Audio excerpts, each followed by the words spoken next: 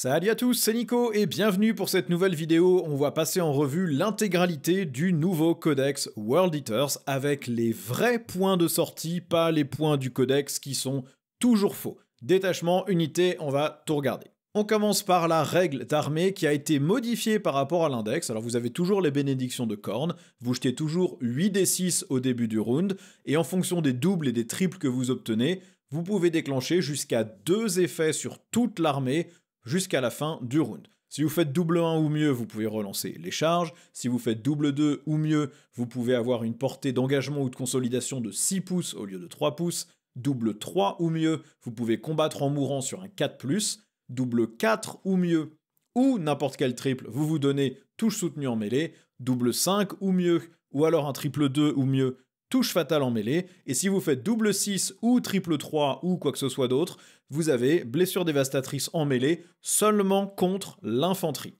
Donc c'est un gros changement par rapport à l'index, vous avez perdu la capacité de vous donner plus de pouces de mouvement, mais la grande majorité des unités du codex ont gagné ces 2 pouces dans leur fiche d'unité, donc concrètement ça c'est plutôt un buff.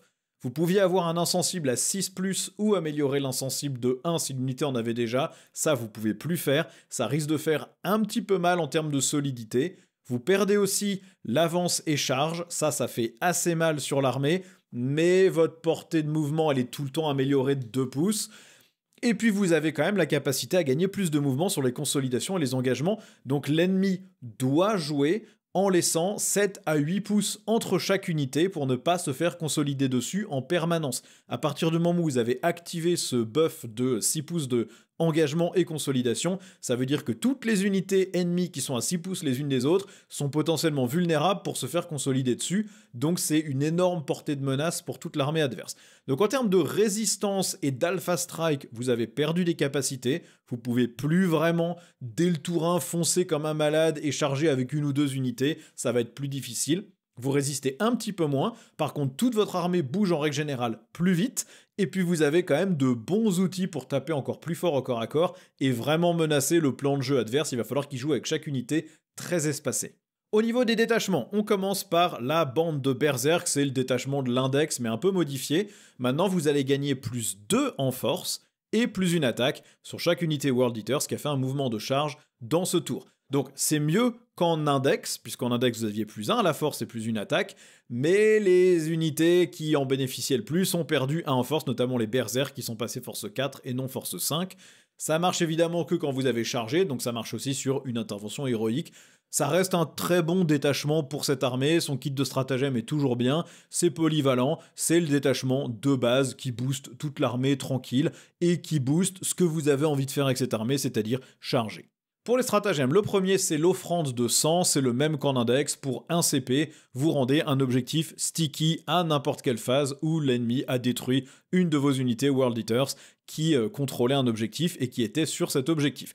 C'est toujours indispensable comme stratagème, vous pouvez tenir les objectifs, exposer des ressources, si l'ennemi vous tire dessus, et ben vous ne perdez pas le contrôle de cet objectif à votre prochaine phase de commandement, sauf si l'ennemi est venu mettre ses fesses dessus, mais l'ennemi n'a pas spécialement envie de s'approcher de vous. Donc ça vous permet vous de vous approcher, d'exposer des ressources, d'aller prendre la sauce au tir, c'est garanti, l'ennemi va vouloir vous tuer avant que vous arriviez au corps à corps, et ben donc au moins vous perdez pas des points de primaire bêtement.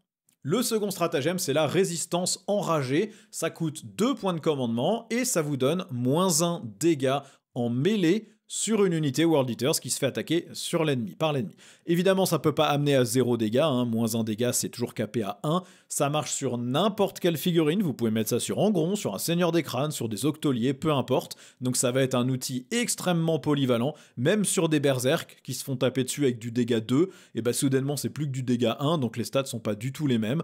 C'est cher pour 2 CP, mais c'est très fort pour casser les stats de dégâts adverses, et ça va concrètement obliger l'adversaire à surcharger le nombre d'unités qu'il vous envoie s'il veut vous tuer au corps à corps. Parce qu'il sait que vous avez ça, si vous avez gardé 2 CP, et ben il va être obligé de venir vous charger avec 2 unités au lieu d'une pour être vraiment sûr de vous tuer, et donc pendant ce temps-là, il dégarnit sa liste ailleurs, il dégarnit son plan de jeu ailleurs. Ça se cumule en plus très bien avec la capacité de frapper en mourant sur 4+ que vous pouvez vous donner. Comme ça, non seulement vous allez vous faire charger, vous allez peut-être perdre du monde, mais vous allez en perdre moins. Mais en plus, ceux que vous avez perdus, vous avez une chance qui tape encore. Donc ça permet de concrètement complètement renverser une charge ennemie où l'adversaire va vous taper, il va penser vous éclater. Il vous éclate pas du tout, mais au contraire, en retour, c'est vous qui lui mettez la peignée.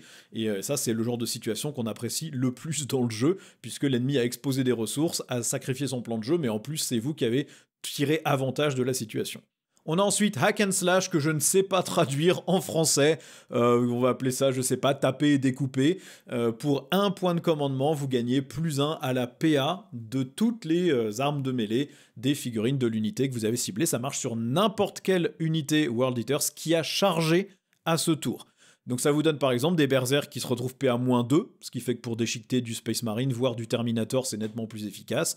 Ou alors vous rendez Angron ou des Octoliers encore plus forts contre des unités qui n'auraient pas déjà de sauvegarde invulnérable puisqu'ils ont déjà une PA élevée. Et donc sur certaines figurines, augmenter la PA ne sert plus à rien. Ça vous permet aussi de contrer un éventuel armure du mépris Space Marine ou armure du vide Votan, ce genre de truc. Donc c'est un très bon outil à avoir pour vous assurer de passer la sauvegarde de l'ennemi. Ensuite, on a des crânes pour le trône de crâne, ça coûte 1 CP, vous ciblez une unité World Eaters qui vient de détruire un personnage ou un monstre, et ça vous permet de faire un nouveau jet de bénédiction de corne, donc vous rejetez les 8d6, et vous pouvez activer une bénédiction de corne jusqu'à la fin du round, et cette bénédiction est active en plus des 2 que vous aviez déjà choisis.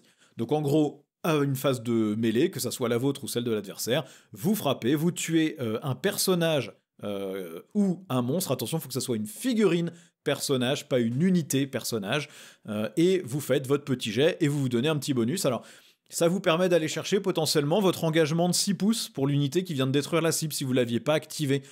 Puisque vous tuez l'ennemi, juste après que vous ayez détruit cette figurine, vous pouvez faire votre jet et activer, et donc ça se fait avant que vous ayez fait vos mouvements potentiellement de consolidation. Donc si vous vous rendez compte qu'avec une consolidation à 6, vous pourriez aller chercher une unité ennemie ou un objectif, et bah pour 1 CP, vous activez ça, ou alors vous activez un bonus pour le reste de votre armée, donc vous tapez dans le tour adverse, vous tuez un personnage, soudainement vous vous donnez touche soutenue ou touche fatale pour le reste de l'armée jusqu'à la fin du round. Si vous jouez en deuxième par exemple, ça vous donne des bonus. Il y a plein de cas d'usage qui sont très bien pour ce stratagème. On a ensuite Frénésie apoplectique. Alors là, pour 1 CP, à votre phase de mouvement, vous prenez une unité de berserk que vous voulez faire avancer, et elle peut avancer et charger. Alors évidemment, on préférait largement avoir la bénédiction qui donne l'avance-charge à toute l'armée, mais là au moins vous l'avez encore, que vous pouvez mettre sur des unités de berserk. Vous êtes dans la bande de berserk, donc c'est normal que certains trucs soient restreints au berserk, sachant qu'attention, les berserk de corne bougent maintenant de 8 pouces dans ce codex, donc ça veut dire qu'en gros, en moyenne sur une avance, vous faites à peu près 3 pouces, on va dire, donc vous faites 11 pouces de mouvement avec votre avance, votre charge fait 7, vous avez une portée de menace de 18 pouces quand même sur ces berserk, qui est loin d'être ridicule, potentiellement quand même jusqu'à 21 pouces, donc c'est très fort. Et si vous avez en plus la bénédiction qui permet de relancer les jets de charge, vous avez quand même une unité qui peut traverser une bonne partie de la table pour aller impacter un truc, c'est très bien. Enfin, on a la Fureur Berserk. Pour 1 CP, on donne à une unité de Berserk un mouvement d'élan sanguinaire de 8 pouces automatique au lieu de leur D6 plus 2 dans ce codex. Le mouvement d'élan sanguinaire, c'est pas juste un D6, c'est D6 plus 2. Et donc si l'ennemi vous tire dessus, vous faites 8 pouces cash. C'est très utile, soit pour garantir que vous allez vous cacher d'autres tirs, ou que vous allez avancer vers l'ennemi mais du coup finir sur un objectif. En gros, l'adversaire doit jouer toute la partie en sachant que dès qu'il tire sur des berserk, il faut qu'il soit à 9 pouces ou plus s'il veut leur tirer dessus. Parce que sinon, automatiquement, il sera engagé au corps à corps dans son propre tour, ce qui craint pour lui normalement. Donc il va y réfléchir à 2 fois et ça va le gêner dans son positionnement et dans ses mouvements sur la table. Donc vous êtes menaçant avec ces unités de berserk, même si l'adversaire va leur tirer dessus, parce que si jamais ça se passe mal et qu'il tue pas l'unité, et soudainement, s'il était à 8 pouces, il se fait engager et il se fait tataner dans son propre tour. On passe maintenant aux améliorations pour ce détachement. Alors attention, les améliorations, par contre, ce que je mets comme coup en point, c'est les points du codex, donc peut-être que ça changera. Pour les unités, vous aurez les vrais points de sortie, pas les points codex. Donc la Vouche de Berserk, elle est listée à 25 points, elle donne toujours plus une attaque, plus un dégât en mêlée, mais plus sur les extra attaques. Donc si vous mettez ça sur un seigneur sur Juggernaut, il n'y a que ses attaques à lui qui bénéficient de ça. Ça reste très utile pour un maître des exécutions, ça fait quand même 7 attaques dégâts 3, surtout quand il a chargé dans ce détachement avec le plus une attaque, ou le prince démon qui en charge du coup va passer à 8 attaques de force 9, PA-3, dégâts 4, et vous pouvez, enfin PA-3 si vous lui mettez le stratagème de plus 1 PA, donc ça rigole pas trop, ça tape assez fort, parce que oui, le prince démon est passé en force 8 pour ses attaques comme le prince démon des Emperor Children. Vous avez ensuite le Home de colère d'Airain à 20 points. Il n'est pas identique à l'index. À l'index, c'était dégâts divisé par 2. Maintenant, c'est dégâts moins 1. Donc, c'est nettement moins fort. Sur des dégâts 2 ou dégâts 3, ça change rien, parce que vous divisiez dégâts 2 ou dégâts 3 par 2, ça vous donnait toujours 1 ou 2 dégâts, donc ça change rien que vous fassiez moins 1 ou divisé par 2. Par contre, sur toute attaque dégâts 4 ou plus, c'est nettement moins bon. Je pense qu'on va le mettre seulement sur un gros personnage, un gros monstre, type un prince démon, parce que les autres personnages à pied, la plupart du temps, ils vont être intégrés à une unité, donc moins 1 dégât sur un truc qui sera tué que quand son unité sera morte, ça a pas trop d'impact. Donc je pense qu'on va le laisser sur un prince démon, mais du coup, il est nettement moins efficace que sa version précédente. On a ensuite le favori de corne à 15 points, ça vous permet de relancer 2 dés de votre jet de bénédiction de corne, si évidemment le porteur est toujours en vie. Donc avant c'était de mémoire que vous pouviez relancer tout le jet, maintenant vous pouvez relancer que 2 dés, donc c'est nettement moins fort, pas du tout auto-include, par contre ça reste quand même très utile pour 15 points si vous avez les points, vous donnez la capacité de prendre 2 dés qui vous plaisent pas, qui n'ont pas fait de double, qui n'ont pas fait de triple, et de les relancer, ça peut vous permettre d'aller chercher le triple 6 pour ramener en gron, ou le double 6 pour avoir les blessures dévastatrices contre l'infanterie, c'est toujours intéressant. Et enfin, on a assoiffé de combat pour 10 points, ça permet de relancer les charges sur l'unité du porteur. Et si vous avez déjà la bénédiction qui relance les charges active pour votre armée, vous pouvez ajouter 1 au jet de charge sur l'unité du porteur. C'est pas mal, c'est mieux que l'intervention héroïque à 0 PC, c'était ça que ça donnait de mémoire dans l'index. Je trouve ça mieux d'ajouter plus 1 au jet de charge que d'avoir intervention héroïque à 0 PC, ça marche dans plus de cas et ça marchera quasiment tous les tours où vous voulez taper. Je pense que vous mettez ça sur un perso qui mène des berserk, type le maître des exécutions, comme ça avec le stratagème d'avance et charge, vous avez l'avance et charge plus la charge à plus 1 que vous pouvez en plus relancer avec la bonne bénédiction, je pense que c'est très bien. Sinon vous mettez ça sur une unité qui n'a pas d'aide à la charge et au mouvement dans ce détachement, vous mettez ça sur un Slaughterbound qui mène des octoliers ou des octoliers exaltés, il bouge de mémoire à 10 pouces dans ce codex, donc vous avez mouvement de 10, plus la capacité de relancer les charges et de leur mettre plus 1 aux charges, donc c'est pas mal. Au global, le détachement est plutôt moins bien qu'en index, mais c'est normal, puisqu'en index, le détachement qu'on vous donne, il est censé être ultra polyvalent pour marcher partout. Là, vous avez plus un détachement qui est fait pour booster les berserks, dont certains stratagèmes ne marchent plus qu'avec les berserks, et avec les quelques petits nerfs de la règle d'armée, au final, il est moins polyvalent, mais il marche quand même super bien pour booster toute l'armée. Je pense que c'est un très bon détachement qu'on verra jouer très régulièrement, il a plein d'outils très utiles. On passe maintenant au culte de sang. Alors la règle de détachement, c'est que vos unités Chacal et Goremonger vont gagner un bonus tant qu'ils sont à 6 pouces d'un monstre ou à 9 pouces d'une unité titanesque. Vous pouvez choisir à votre phase de commandement parmi 3 de ces bonus. Attention, chacun de ces bonus n'est activable qu'une seule fois par bataille. Vous avez donc soit plus 1 pour toucher et plus 1 pour blesser sur les unités à 6 pouces ou 9 pouces, soit plus un mouvement avant ses charges, soit une invulnérable à 4 ou plus. Alors, c'est bien, c'est même très bien. Les Chacal et Goremonger, c'est des unités qui sont pas hallucinantes, mais qui sont quand même ok pour leur coup en points. Leur donner potentiellement une invulnérable à 4+, sur tout un tour, et en général votre adversaire n'aura qu'un tour pour vous tirer dessus avant que vous alliez l'engluer, franchement ça devient dur à sortir, d'autant qu'on le verra, il y a des stratagèmes qui permettent de donner un insensible aussi. Le plus 1 pour toucher, plus 1 pour blesser, au tour où vous arrivez au corps à corps et que vous commencez à impacter l'ennemi, c'est quand même important sur ces unités-là, ça stabilise leur touche à 4+, c'est pas mal. Le plus 1 mouvement avant ses charges, je pense que ça, vous le donnez que peut-être au premier tour ou au deuxième tour pour vraiment prendre la table le plus vite possible. Bon, ce genre de détachement est facile à contrer, il suffit de tuer les monstres ou les titanesques, donc vous allez devoir vraiment bien équilibrer votre liste en fonction de ça. Si l'ennemi arrive à les sortir trop vite, comme vous pouvez utiliser chaque aptitude qu'une fois par bataille, au moment où vous allez activer une aptitude qui vous paraissait forte, vous l'activerez peut-être sur pas assez de membres de votre armée. Ça va être un petit peu pénible, mais je pense que c'est pas un mauvais détachement quand même, en mode contrôle de la table, où vous avez une masse de petites unités qui foncent partout, et que vous pouvez rendre quand même assez résistantes avec l'invulnérable à 4. Les stratagèmes maintenant, on a d'abord la vengeance sanglante, ça pour 1 CP. Une fois que l'ennemi a tué une de vos unités monstres, ou titanesque, vous ciblez cette unité même si elle vient d'être détruite, et vous gagnez la relance des touches contre l'unité ennemie qui vient de détruire votre monstre ou votre titanesque pour toute l'armée, c'est-à-dire les chacals et les goremongers évidemment, pas vos autres unités. Donc c'est très bien, la relance combinée avec un plus 1 touche et plus 1 blesse, c'est loin d'être ridicule, mais la relance combinée avec touche soutenue ou touche fatale, c'est aussi très bien, donc ça donne de bons bonus et de bonnes combinaisons. Évidemment ça ne marche que contre l'unité ennemie qui a tué un de vos monstres, mais comme petit à petit c'est ce que l'adversaire va faire, vous allez pouvoir cibler toutes les unités ennemies qui ont fait ça à chaque tour ou à chaque round, c'est pas ridicule en termes de bonus. On a ensuite attiré par le massacre. Pour 2 points de commandement, une unité de chacal qui vient d'être détruite est ramenée en réserve à sa force initiale. Évidemment, ça ramène pas les personnages que vous auriez pu attacher parce qu'on va voir que on peut attacher un personnage dans une unité. Alors c'est cher, mais c'est super bien. Vous allez pouvoir ramener 20 chacals qui viennent de s'être fait buter. Vous allez pouvoir les ramener à n'importe quel bord de table. Même passer le tour 3, je rappelle que dans le compagnon de tournoi, si vous jouez avec les règles un peu de compétitif, vous n'êtes pas censé ramener des unités depuis la frappe en profondeur ou les réserves après le tour 3. Là, si on vous tue cette unité tour 3, vous pouvez la ramener tour 4, parce que c'est pas une unité qui a commencé en réserve. Il n'y a pas de restriction sur le nombre d'utilisations. Il me semble quand même qu'une data slate précédente a limité ce type de stratagème à 1 fois par bataille. Ça vous donne quand même des points d'armée gratos que vous pouvez ramener, et comme de toute façon vous allez avoir des chacals sur la table, c'est un très bon stratagème.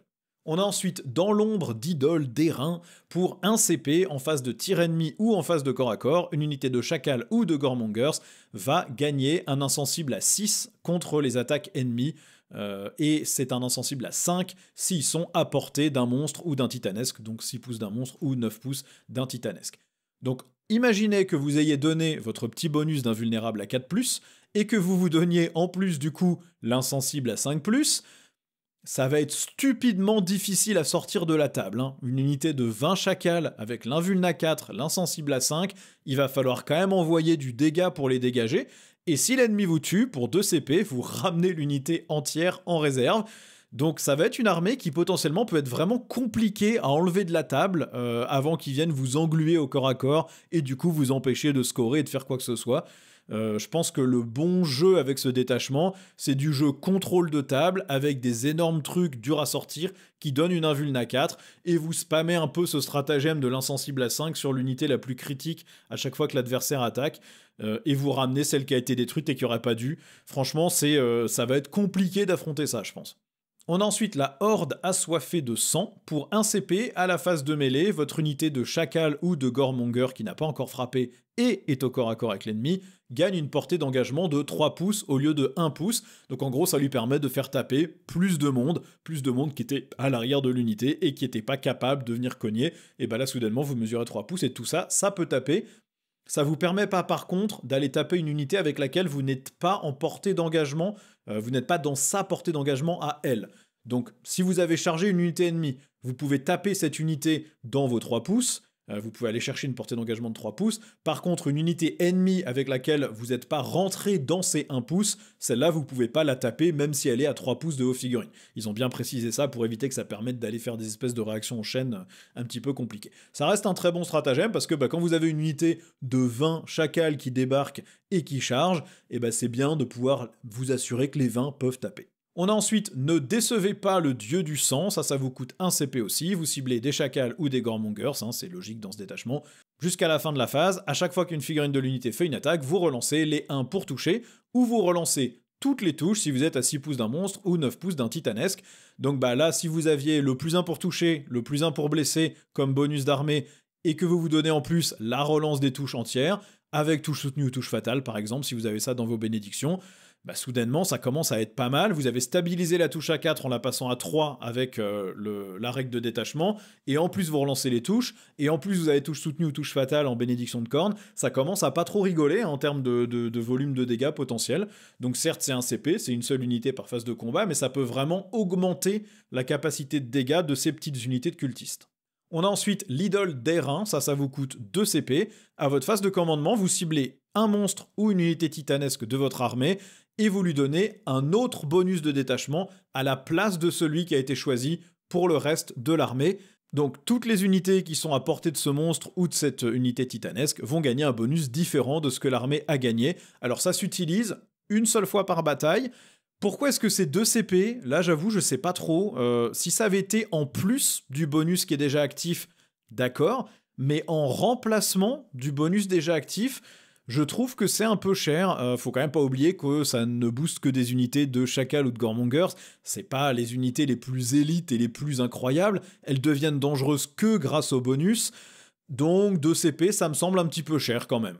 On passe maintenant aux améliorations. Vous avez l'élu du dieu du sang pour 15 points.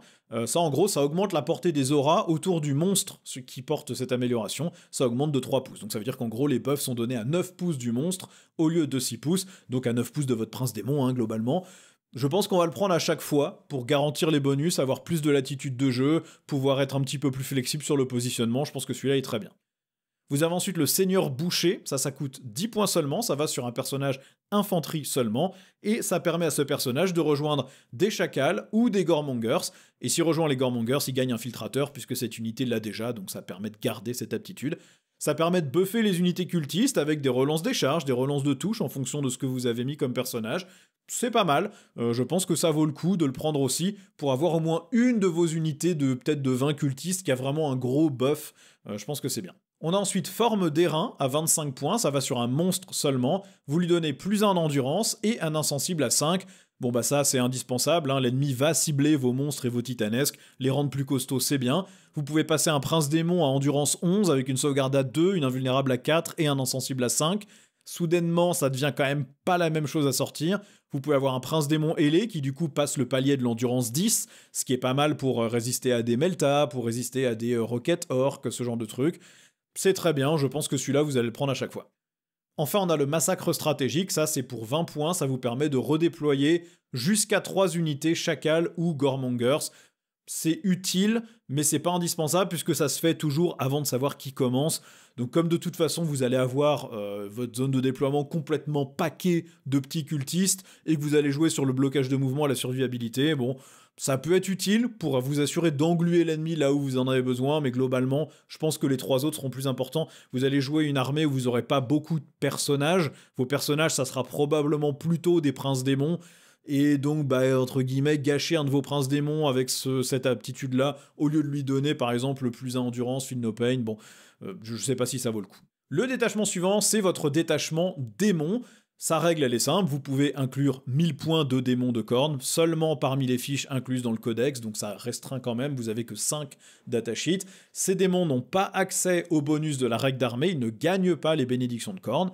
Et en gros, votre règle de détachement, c'est qu'à chaque fois qu'une de vos unités, démon ou pas, tue une unité ennemie, vous jetez un dé, sur 3+, vous gagnez 1 point de dîme de sang. Au début de votre phase de commandement, vous pouvez dépenser ces points de dîme de sang pour activer une aptitude jusqu'à la fin de la bataille. Si vous dépensez 2 points, vous gagnez un insensible à 5 contre les attaques psychiques et les blessures mortelles. Celui-là, je pense qu'on va peut-être pas s'embêter avec. Pour 3 points, si vous économisez, hein, 1 point de plus, pour 3 points, toutes vos unités démons gagnent lance, donc plus 1 pour blesser quand elles ont chargé. Nettement plus intéressant. Pour 4 points, vous donnez une invulnérable à 4 à vos démons au lieu de l'invulnérable à 5. Et pour 5 points, vos démons gagnent l'aptitude des bénédictions de corne. C'est pas que les mortels World Eaters qui en profitent, c'est aussi les démons. Alors, il y a certaines parties, vous allez faire des 1 et des 2 à chaque fois que vous tuez un truc, vous n'allez pas gagner de bonus. Si vous affrontez quelque chose comme des custos ou des chevaliers impériaux, vous allez rien tuer avant le tour 2 ou 3, et ensuite, si vous ratez votre 3+, vous gagnez pas de bonus. Et ça, c'est quand même vraiment compliqué. Et en plus, il faut dépenser ces points. Donc si vous économisez jusqu'à avoir 5 points pour donner les bénédictions de corne à vos démons, je pense que vous gagnez ce bonus-là, et ensuite vous pouvez peut-être vous donner l'insensible pour les tours suivants, et basta, c'est tout. C'est pas incroyable, il y a des améliorations qui vous permettront de gagner des points, il y a un stratagème de mémoire qui vous permet de gagner des points aussi automatiquement, mais c'est quand même pas glorieux, je pense que ça va être compliqué, ça va vraiment dépendre du match-up, ça va pas être le meilleur détachement du codex à mon avis. Alors on passe au stratagème, le premier c'est invoqué par le massacre. À n'importe quelle phase, quand la dernière figurine de n'importe quelle unité est détruite, ami ou ennemi, vous prenez une unité de sanguinaire qui est en réserve et vous la déployez entièrement à 9 pouces de cette figurine détruite et pas en portée d'engagement d'unité ennemie. Et ensuite vous retirez la dernière figurine. Vous pouvez pas utiliser ce stratagème plus d'une fois par round, et heureusement, puisque la seule restriction de déploiement c'est bien d'être entièrement à 9 pouces de cette figurine détruite. Donc vous allez le faire dans la phase de mêlée ou dans la phase de tir adverse. Il va vous détruire une unité. Vous allez ramener une unité de sanguinaire entière depuis les réserves à un endroit où ça vous arrange. Et à votre tour, elle peut être à 2 pouces d'une unité ennemie. Et aller la choper direct. Elle peut être à 3 pouces, 4 pouces, 5 pouces, peu importe. La seule restriction, c'est d'être entièrement dans les 9 pouces de la dernière figurine qui a été détruite. Ça marche à votre tour, ça marche durant le tour adverse, à la phase de tir, à la phase de mêlée. C'est incroyablement flexible et ça vous permet d'amener une bonne menace pour l'adversaire, n'importe où sur la table, comme une espèce d'arrivée précipitée, mais avec moins de restrictions. C'est vraiment super bien. On a ensuite la Furie démoniaque. Vous ciblez une unité démon. Une unité World Eaters qui est à 6 pouces de cette unité démon va gagner lance. Ça se fait au début de votre phase de combat. Si vous avez activé le bonus qui donne lance au démon en dépensant vos points de dîme de sang, vous gagnez aussi jumelé sur les attaques de cette unité World Eaters. Donc ça veut dire qu'en gros, vous chargez avec les démons, vous chargez avec les World Eaters, vous êtes de toute façon à 6 pouces, donc il n'y a pas de problème, et vous vous donnez lance sur vos World Eaters, et potentiellement jumelé aussi. Ça peut être n'importe quelle unité World Eaters, hein, ça peut être soudainement Angron, qui a plus 1 pour blesser, et jumelé, ça peut être un prince démon, ça peut être une unité d'octolier, peu importe. Ça mouline, hein. Plus 1 pour blesser et jumelé pour 1 CP, ça mouline. Tout ce qu'il faut, c'est d'avoir votre unité démon qui est pas loin, mais comme on l'a vu, vous pouvez amener une unité de sanguinaire depuis les réserves pour 1 CP et vous assurer qu'elle est pas loin de votre unité World Eaters qui a chargé, donc ça va être très facile d'aller déclencher ce bonus, c'est vraiment super fort. On a ensuite un crâne digne de corne. Pour 1 CP, vous allez gagner immédiatement un des 3 points de dîme de sang après avoir tué un personnage ou un monstre après les attaques d'une unité démon ou World Eaters. Et vous pouvez dépenser immédiatement vos points pour activer une des aptitudes, vous n'avez pas besoin d'attendre votre prochaine phase de commandement. Ça va être très utile. Il faut avoir détruit une figurine personnage ou une figurine monstre, donc évidemment c'est restreint, mais permettre de gagner entre 1 et 3 points de dîme, ça va être très bien parce que vous allez tellement galérer à les gagner en temps normal dans certains match-up que la capacité d'aller en chercher potentiellement 3 d'un coup, ça va être vraiment bien. Bon, le problème, c'est que c'est très aléatoire. Si vous en gagnez qu'un, potentiellement, ça vous sert à rien. Si vous en gagnez 3, soudainement, vous pouvez gagner quand même de bons bonus. Donc ça va vraiment dépendre de votre chance. Ça va aussi dépendre du match-up. Si vous affrontez des Cult Gene Stealers, des personnages ennemis, vous allez en détruire à la pelle. Si vous affrontez des Necrons, il y en aura quelques-uns aussi. Si par contre vous affrontez des Chevaliers Impériaux, vous n'allez pas en tuer 60. Donc forcément, ça va pas chercher le même nombre en fonction du match-up. Vous avez ensuite la bénédiction de sang brûlant pour 1 point de commandement. Vous prenez une unité World Eaters que l'ennemi attaque au tir et au corps à corps et qui est à 6 pouces d'une unité démon. Cette unité va gagner une invulnérable à 5+. Et si vous aviez activé l'invulnérable à 4+, pour vos démons, et ben vous avez une invulnérable à 4+, sur votre unité World Eaters au lieu de la 5+. C'est un très très bon buff de résistance. Comme on l'a vu, très facile de faire arriver une unité de sanguinaire un peu où vous voulez sur la table, qui du coup est une unité démon, et donc de vous donner une invulnérable à 5 sans trop de problèmes à la phase de tir ou de combat adverse. Mettre une 4+ invulnérable sur des octoliers, des exaltés, des berserks, ou sur n'importe quel gros monstre ou unité titanesque que vous aviez envie d'emmener, c'est très bien, ça augmente la durabilité de très bonne manière, ça marche sur un Defiler, ça marche sur un Predator, ça marche sur ce que vous voulez, donc c'est vraiment très très bien. On a ensuite Vague de démons, ça se fait à votre phase de commandement, pour 1 CP, une unité démon qui est à 6 pouces d'une unité World Eaters va pouvoir régénérer soit une figurine si c'est des démons montés, donc si c'est des écarisseurs, soit un des 3 figurines si c'est une unité bête, donc des molosses de cornes, soit un des 6 figurines s'ils sont infanterie, donc si ce sont des sanguinaires. Évidemment, ça ne ramène pas les personnages. C'est très bien, ça vous permet de regagner un peu de distance de charge en plaçant les socles judicieusement, ça vous permet de remettre de l'OC sur un objectif, ça vous permet de sortir du seuil de la demi-force, comme ça vous évitez un test d'ébranlement et vous gardez le contrôle des objectifs que vous contrôliez. C'est un bon stratagème, ça va être utile. Alors, ramener des 6 sanguinaires, pourquoi pas, ramener des 3 molosses, pourquoi pas, ramener un seul écarisseur, bon, un petit peu moins intéressant, mais globalement c'est quand même sympa et ça vous permet de gagner de la distance de charge, donc c'est cool. Enfin, on a l'appel du meurtre pour 1 CP. À la fin de la phase de combat ennemi, vous prenez une unité démon et vous la remettez en réserve. Bon, évidemment, vous mettez ça sur un sanguinaire, hein. Comme ça vous permet de la ramener en réserve, de refaire votre petit micmac, de retéléporter des sanguinaires juste à côté de l'ennemi à n'importe quelle phase, notamment, imaginons, à la phase de tir, pour lancer une charge ensuite dans votre phase de charge. Vous pouvez replacer des trucs sur la table, vous pouvez aller faire des secondaires, vous pouvez écranter, c'est très bien, c'est un bon stratagème. On passe maintenant aux améliorations. On a l'icône de guerre pour 25 points, ça va sur un personnage World Eater seulement. Les unités démons qui sont à 6 pouces du porteur gagnent les bénédictions de cornes. Et si vous aviez activé l'aptitude à 5 points de dîme de sang qui donne les bénédictions de cornes aux démons, eh bien les unités démons à 6 pouces peuvent relancer les tests d'ébranlement ratés. Évidemment, vous allez mettre ça sur un gros socle, type prince démon, puisque vous avez envie d'avoir l'aura la plus grosse possible. Donc un prince démon, un seigneur sur Juggernaut, des trucs comme ça, c'est très bien pour avoir un bon socle quand même de bonne taille et maximiser les 6 pouces. Vous avez ensuite l'armure forgée dans le sang, ça coûte 20 points, vous mettez ça sur démon ou World Eaters, ça vous donne une sauvegarde d'armure à 2+, et si le porteur est détruit, vous gagnez 1 point de dîme de sang. Moi je pense qu'on met ça sur un personnage de type missile, donc un buveur de sang ou un prince démon. Vous garantissez de balancer ce personnage au corps à corps.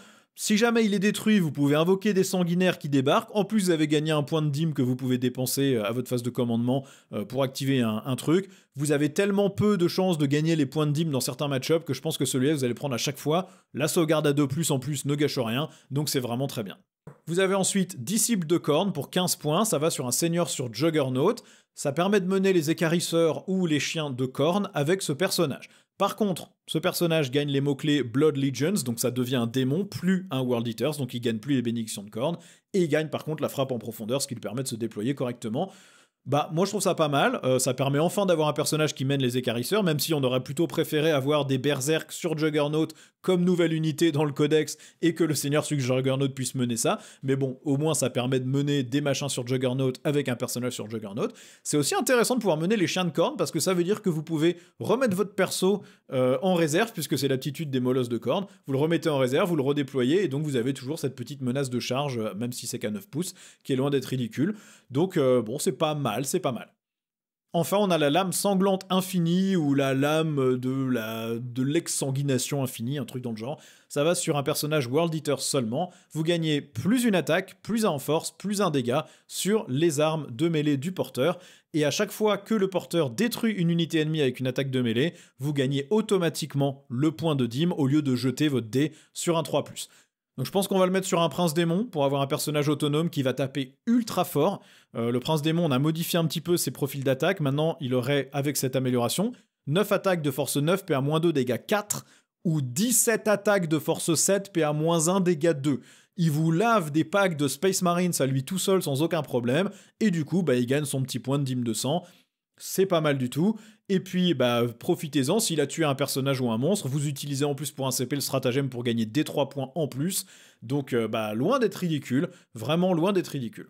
Bon, au global, je vais quand même réviser mon opinion sur ce détachement, parce que certes, le 3+ pour gagner des points de dîme, il est compliqué, mais entre l'amélioration qui fait que si vous perdez votre personnage, vous gagnez un point de dîme, l'autre amélioration qui fait que vous gagnez le point de dîme automatiquement sur un gros monstre, plus le stratagème qui vous fait des 3 points de dîme, je pense qu'il y a quand même moyen de gagner suffisamment pour activer des trucs pas trop mal. Il y a quand même quelques match-ups où ça sera défavorable, quand vous affrontez des chevaliers impériaux, quand vous affrontez des custos, vous aurez pas beaucoup de personnages pour spammer votre stratagème, vous aurez pas de monstres pour spammer votre stratagème, et donc vous allez vraiment devoir utiliser l'amélioration qui vous donne le point de dîme auto, et ensuite espérer que vous ratiez pas trop au 3+.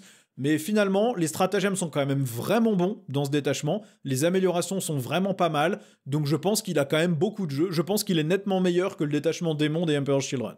On a ensuite le détachement bande de possédés, ça affecte seulement les octoliers exaltés et le Slaughterbound, mais ces unités-là, dès que l'ennemi vous tire dessus, si vous perdez une figurine, vous jetez un dé, vous avancez de ce nombre de pouces en direction de l'unité la plus proche, sauf les véhicules volants, les aircraft, enfin les avions, et en faisant ce mouvement, vous pouvez engager l'ennemi au corps à corps. Vous pouvez pas faire ce mouvement si vous êtes ébranlé ou si vous êtes déjà au corps à corps, et vous pouvez faire qu'un seul mouvement par phase. Donc le bonus est pas hallucinant, je trouve pas ça top, c'est bien parce que vous allez jouer les unités parmi les plus fortes du codex, toujours, même dans ce codex, les octoliers exaltés, ça tape super fort, vous allez pouvoir les faire bouger, je crois qu'ils bougent de 10 maintenant, donc ils vont bouger de 10 plus ce petit D6 en plus. Par contre, ça veut quand même dire que vous avez perdu un octolier ou un octolier exalté, et puis ça marche qu'une seule fois par phase, donc la phase de tir ennemi, vous n'allez pas bouger non plus de 10 fois un D6, et puis l'ennemi peut contourner ça assez facilement en vous tirant dessus en restant à 7 pouces. Ça oblige quand même l'ennemi à rester loin de vous, Et ça oblige aussi l'ennemi à ne pas essayer de vous pinguer un ou deux petits points de vie comme ça, parce que s'il s'en sort bien et qu'il vous tue une figurine, soudainement vous bougez d'un des 6 et ça peut complètement péter son plan de jeu. Donc ça l'oblige à être prudent. Je trouve pas que le bonus soit hallucinant quand même. En termes de stratagème, on a résistance démoniaque, ça vous coûte 2 CP et vous avez -1 pour être blessé sur une unité octolier ou octolier exalté. Bon bah c'est bien, hein, l'ennemi qui vous tire dessus, il est de là, bon bah ok, je vais accepter de prendre le mouvement d'un des 6, mais je vais vraiment essayer de te sortir, et bah peut-être qu'il va pas vous sortir, parce qu'avec le -1 pour blesser, soudainement c'est des unités dures à tuer, et puis si vous tuez quand même une figurine, vous avez votre mouvement d'un des 6, donc pourquoi pas. Ça marche aussi en mêlée, ce qui est pas mal si vous êtes fait charger. Le stratagème suivant, c'est force démoniaque. Pour 1 CP, les unités d'octolier ou d'octolier exalté vont gagner +1 dégâts contre leurs unités de prédilection. Donc pour les octoliers, c'est les unités qui sont non monstres, non véhicules, et pour les exaltés, c'est contre les monstres et les véhicules. C'est ultra fort pour 1 CP, c'est déjà les unités les plus fortes de votre codex.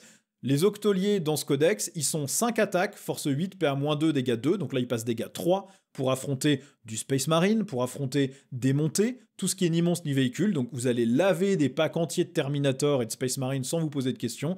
Et les octoliers exaltés, eux ils sont 4 attaques, force 8, PA-3, dégâts 2, mais du coup dégâts 3 avec ce bonus, et ils sont anti-monstres et anti-véhicules 3+, ce qui fait que vous allez faire des blessures automatiques, dégâts 3, sans vous poser de questions sur les monstres et véhicules, c'est vraiment très très bien pour un CP.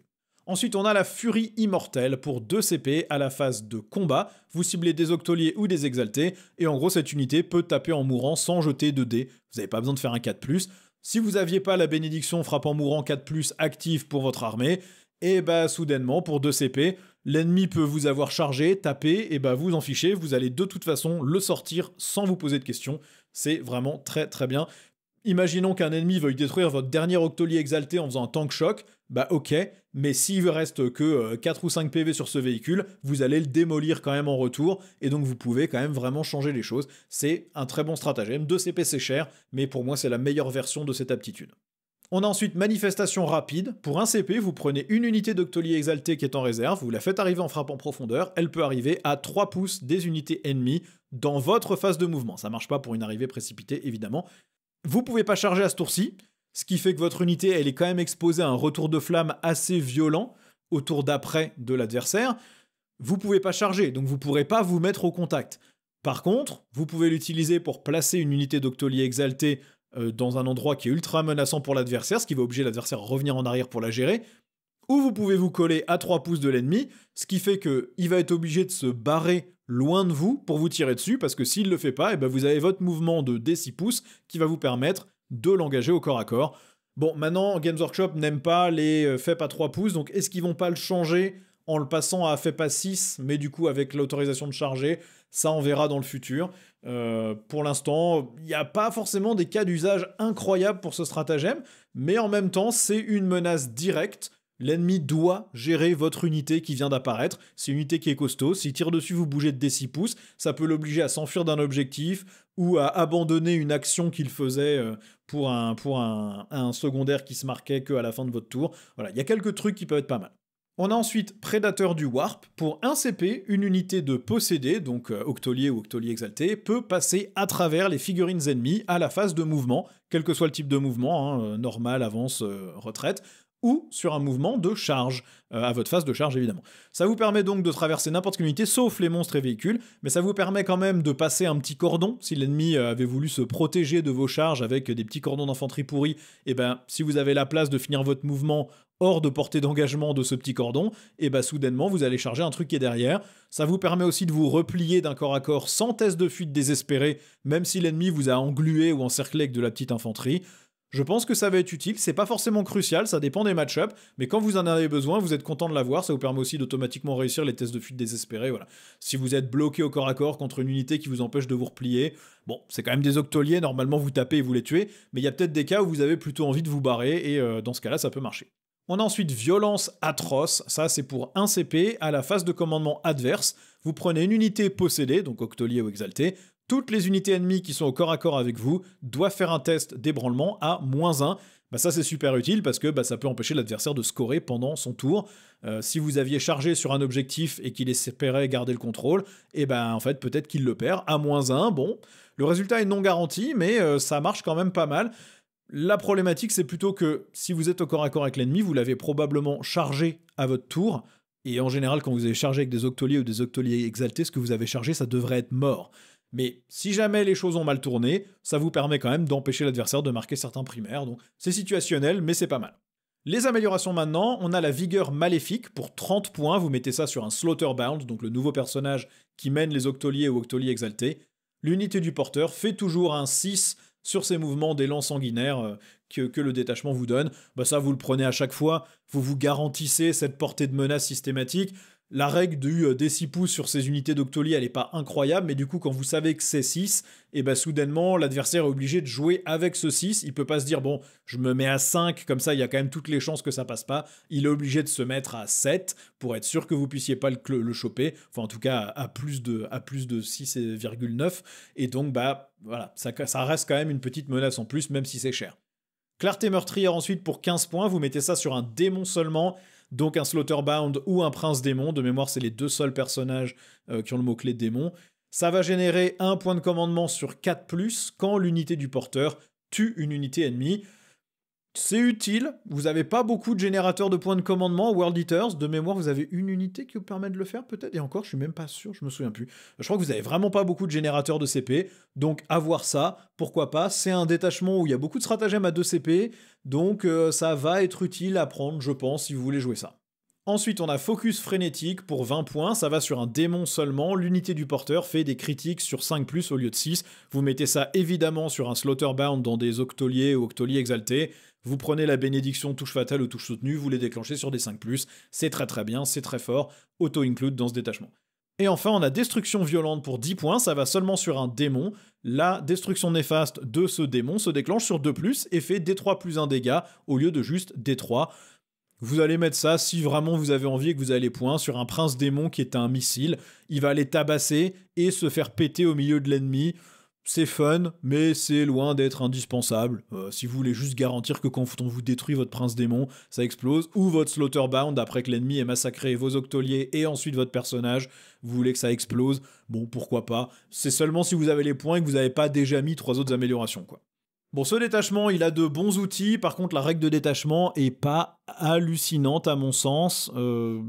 Le mouvement de D6 c'est bien, mais d'une part bah, c'est très aléatoire, des fois vous faites 1, des fois vous faites 6. L'ennemi peut quand même jouer vraiment sans trop se poser de questions autour de ça.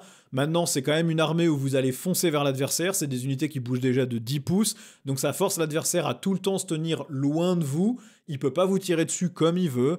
Bon, pourquoi pas, maintenant les gens savent déjà que les octoliers ou les octoliers exaltés, il faut vraiment focaliser la puissance de feu dessus, donc vous mettez toujours à 6 pouces et vous avoinez avec 3 unités, et bon bah l'adversaire il va faire un seul mouvement d'élan, et ensuite il aura perdu toute l'unité, elle sera morte et vous vous posez pas trop la question, donc bon, je le trouve pas hallucinant celui-là, il y a de bons outils en stratagème, les améliorations sont pas mal, mais c'est pas mon préféré. Et enfin, on a le Goretrack Onslaught que j'ai très mal traduit en ruée chenillée sanglante, mais bon, voilà, et amusez-vous à traduire ça, c'est vraiment les trucs intraduisibles de l'anglais, je sais pas comment ils vont le faire en français. En gros, la règle, c'est votre détachement motorisé, les unités qui débarquent d'un transport gagnent +1 à leur jet de charge et gagnent l'aptitude lance en mêlée. Donc bah, le +1 à la charge c'est très bien, vous pouvez prendre la bénédiction de la relance des charges, donc relance des charges +1 c'est très cool. Ça veut dire que si vous faites arriver un de vos transports depuis les réserves, vous pouvez arriver avec votre unité déjà débarquée. Normalement elle doit débarquer à 9 pouces, mais là du coup vous avez une charge à 8 potentiellement relançable. Si on calcule les probas, ça fait quasiment 2/3 de chance de réussir une charge depuis les réserves, comparé à une charge à 9 pouces sans relance, qui ferait 28% de réussite, ou 48% avec une relance. Donc soudainement, faire arriver un Rhino à 6 pouces d'un bord de table, avec les berserks débarqués et tenter une charge, et bah c'est pas si ridicule que ça. Et puis lance, +1 pour blesser en mêlée, et bah certes vous avez une force réduite sur certaines unités, mais les paliers restent très bons pour souvent blesser à 3, voire à 2+, donc c'est pas mal du tout, hein. Les octoliers exaltés vous pouvez les mettre dans des Land Raiders, les berserks vous pouvez les mettre dans des rhinos, et donc ça vous fait quand même des unités qui blessent à +1 dès qu'elles chargent, ce que vous allez vouloir faire systématiquement, donc c'est pas mal. Les stratagèmes, on a la poursuite de violence sans fin, ça coûte 1 CP, à la fin de la phase de mêlée, vous prenez une de vos unités infanterie et vous l'embarquez dans un transport, dans lequel elle a le droit d'embarquer évidemment, si elle est entièrement à 6 pouces de ce transport. Donc ça vous permet d'embarquer globalement assez loin. Vous pouvez donc avoir à votre tour débarquer votre unité, vous la faites charger, Ensuite, vous bougez le transport aussi pour vous rapprocher ou vous le faites charger pour vous garantir d'être entièrement à 6. Et vous pouvez donc sortir, massacrer un truc, et puis vous recacher dans votre rhino direct, comme ça l'adversaire doit toujours démolir le rhino ou le Land Raider pour pouvoir s'en sortir. Si vous avez fini l'unité seulement dans le tour adverse, bah vous pouvez quand même vous recacher à la fin du tour adverse pour qu'à votre tour, vous soyez prêt à redébarquer du transport et regagner votre bonus, ou à bouger votre transport et débarquer, ce que vous voulez. Voilà, il y a de bonnes capacités avec ce stratagème. On a ensuite Smash Through, ou défoncer à travers, ou défoncer-les, on va le traduire plus comme ça, plutôt que passer à travers. Pour 1 CP, un véhicule peut passer à travers les murs durant votre phase de mouvement. C'est très bien, ça vous permet de gagner de la distance avec un transport, vous mettez votre transport dans une ruine, l'adversaire peut pas le toucher, à votre tour, vous traversez le mur direct, vous débarquez, c'est très bien, vous pouvez faire très mal, ou vous débarquez vos unités d'abord et ensuite vous avancez. Ça vous permet de gagner plein de distance avec le transport, ou ça vous permet de traverser des murs avec un Meta Brutus, avec un Defiler, comment ça s'appelle, un Profanateur, avec un Ferro Cerberus, Ferro Centaurus, peu importe. Le Seigneur des Crânes, lui, il a déjà l'aptitude, il peut traverser les murs, mais il risque d'être ébranlé sur un 1, sur un D6, donc bah là, soudainement, il a plus besoin de prendre ce risque-là. C'est indispensable dans une armée qui va avoir un gros parking de véhicules à déplacer, et ça vous permet de rendre vos véhicules beaucoup plus maniables si vous avez envie de jouer les grosses bestioles qui sont souvent un peu dures à placer et un peu dures à déplacer sur des tables chargées. On a ensuite le débarquement agressif. Pour 1 CP, à votre phase de mouvement, vous pouvez prendre une unité qui est embarquée dans un rhino et faire débarquer cette unité à 6 pouces du rhino au lieu de 3 pouces, et vous pouvez en plus débarquer en portée d'engagement de l'ennemi. Par contre, ça ne marche évidemment que sur un rhino qui n'a pas encore bougé à cette phase. Mais donc, pendant un tour, vous pouvez rusher le rhino vers l'ennemi en traversant les murs, et au tour d'après, vous débarquez à 6 pouces de votre rhino, vous bougez avec vos berserk par exemple de 8 pouces, donc vous avez déjà fait 14 pouces de move, et ensuite vous chargez avec une relance potentielle. Vous avez une portée de menace sans trop de problèmes de 21, 22 pouces, vous vous posez pas trop de questions, c'est quand même vraiment pas mal du tout comme petit bonus. Et puis si l'ennemi a oublié de se reculer loin de votre rhino, et bah, ou en tout cas a voulu rester sur un objectif à 6 pouces de votre rhino, et bah soudainement il se retrouve engagé au corps à corps sans avoir rien pu faire. C'est pas mal, même s'il avait un mouvement réactif ou un truc comme ça, bah vous l'avez cliqué, donc c'est plutôt bien. Ça marchera pas par contre avec une arrivée depuis les réserves avec votre rhino, puisque le rhino compte comme ayant bougé quand il arrive depuis les réserves. On a ensuite assaut plein gaz, mauvaise traduction de full throttle assaut. Pour 1 CP en phase de mouvement, une unité peut débarquer d'un rhino qui a bougé et quand même charger. Donc bah, en gros, ça veut dire que vous pouvez prendre votre rhino qui bouge à travers les murs, et ensuite vous débarquez vos berserk et vous rechargez, ou alors vous avez utilisé le stratagème qui vous permettait de réembarquer dans votre rhino à la fin de la phase de combat adverse, et ensuite vous bougez le rhino, vous débarquez et vous pouvez quand même charger après ça, donc c'est très bien, sachant qu'en plus vous avez quand même une amélioration qui donne Scout 9 au rhino dans lequel est embarqué le porteur, donc vous pouvez avoir, si vous avez le premier tour, Scout 9 pouces, mouvement du rhino de 12 pouces à travers un mur, débarquement à 3 pouces de l'unité, puis charge potentiellement relançable. Vous avez une portée de menace d'environ 31 pouces en Alpha Strike tour 1. Donc bah, ça peut quand même faire un sacrément gros problème à votre adversaire. Et puis c'est surtout très utile pour bien libérer votre parking de véhicules, aller impacter un objectif que l'ennemi pensait sécuriser. L'adversaire doit jouer en sachant que vous avez cette portée de menace dans votre liste. Donc bah, forcément ça va changer la manière dont il se projette sur la table. Le stratagème suivant, c'est avance inarrêtable. C'est dans la phase de tir adverse. L'ennemi vous tire sur un de vos véhicules. Ce véhicule qui a été touché par les tirs peut faire un mouvement normal de 6 pouces. Bah, c'est très utile pour toujours forcer l'adversaire à rester loin de vous et donc vous donner tout le contrôle de map dont vous avez besoin. Ça peut paraître contre-intuitif de forcer l'adversaire à s'éloigner de vous parce que vous voulez le charger, mais ça vous permet d'avancer de manière vachement plus rapide sur la table et de décourager l'adversaire de venir contrôler les objectifs. Vous le repoussez pour qu'il puisse pas aller contrôler les primaires, et ça c'est très bien. Et ça deviendra pas évident pour l'adversaire de se dire ok, je vais tirer sur par exemple un rhino ou sur un véhicule, par contre il faut vraiment que je le tue, parce que si je le tue pas, soudainement il bouge de 6 pouces. À minima, ça va décourager l'adversaire de tirer sur vos véhicules avec des petites armes qui font un petit PV de temps en temps, typiquement le missile tracker ou un petit coup de melta dans une unité qui a une seule arme spéciale, parce qu'il sait que s'il fait ça, soudainement, vous bougez de 6 pouces et vous le repoussez encore plus loin chez lui, donc voilà, ça augmente un peu la survivabilité de vos véhicules. Par contre, attention, ça peut pas être combiné avec le stratagème suivant, Stratagème suivant, c'est Fury Unleashed ou Fury libérée, libérer la fureur, un truc comme ça.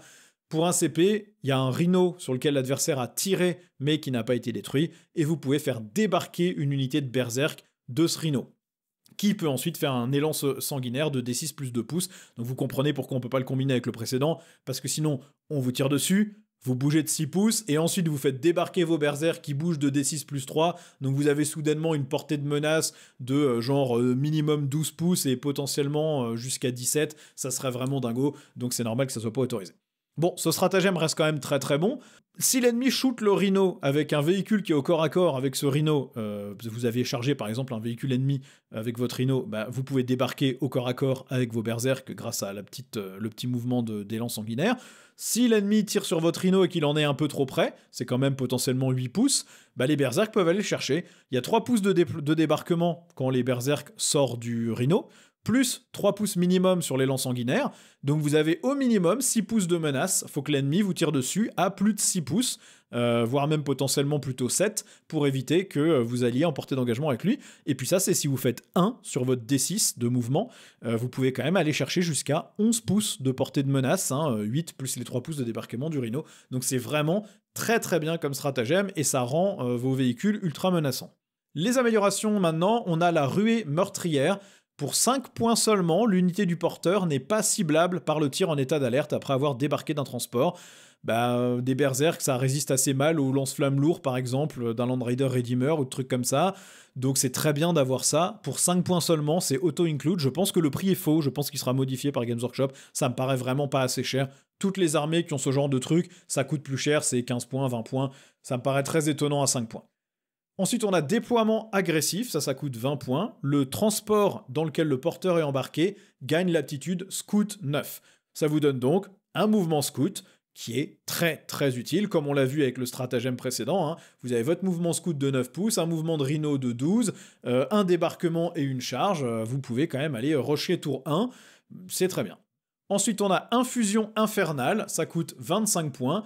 Une fois par bataille, l'unité du porteur gagne combat en premier. Bon, ça vous prenez systématiquement, rien que la menace de se faire taper en premier va suffire à décourager l'adversaire de venir vous chercher, même vos berserks, mais potentiellement vos octoliers menés par un slaughterbound.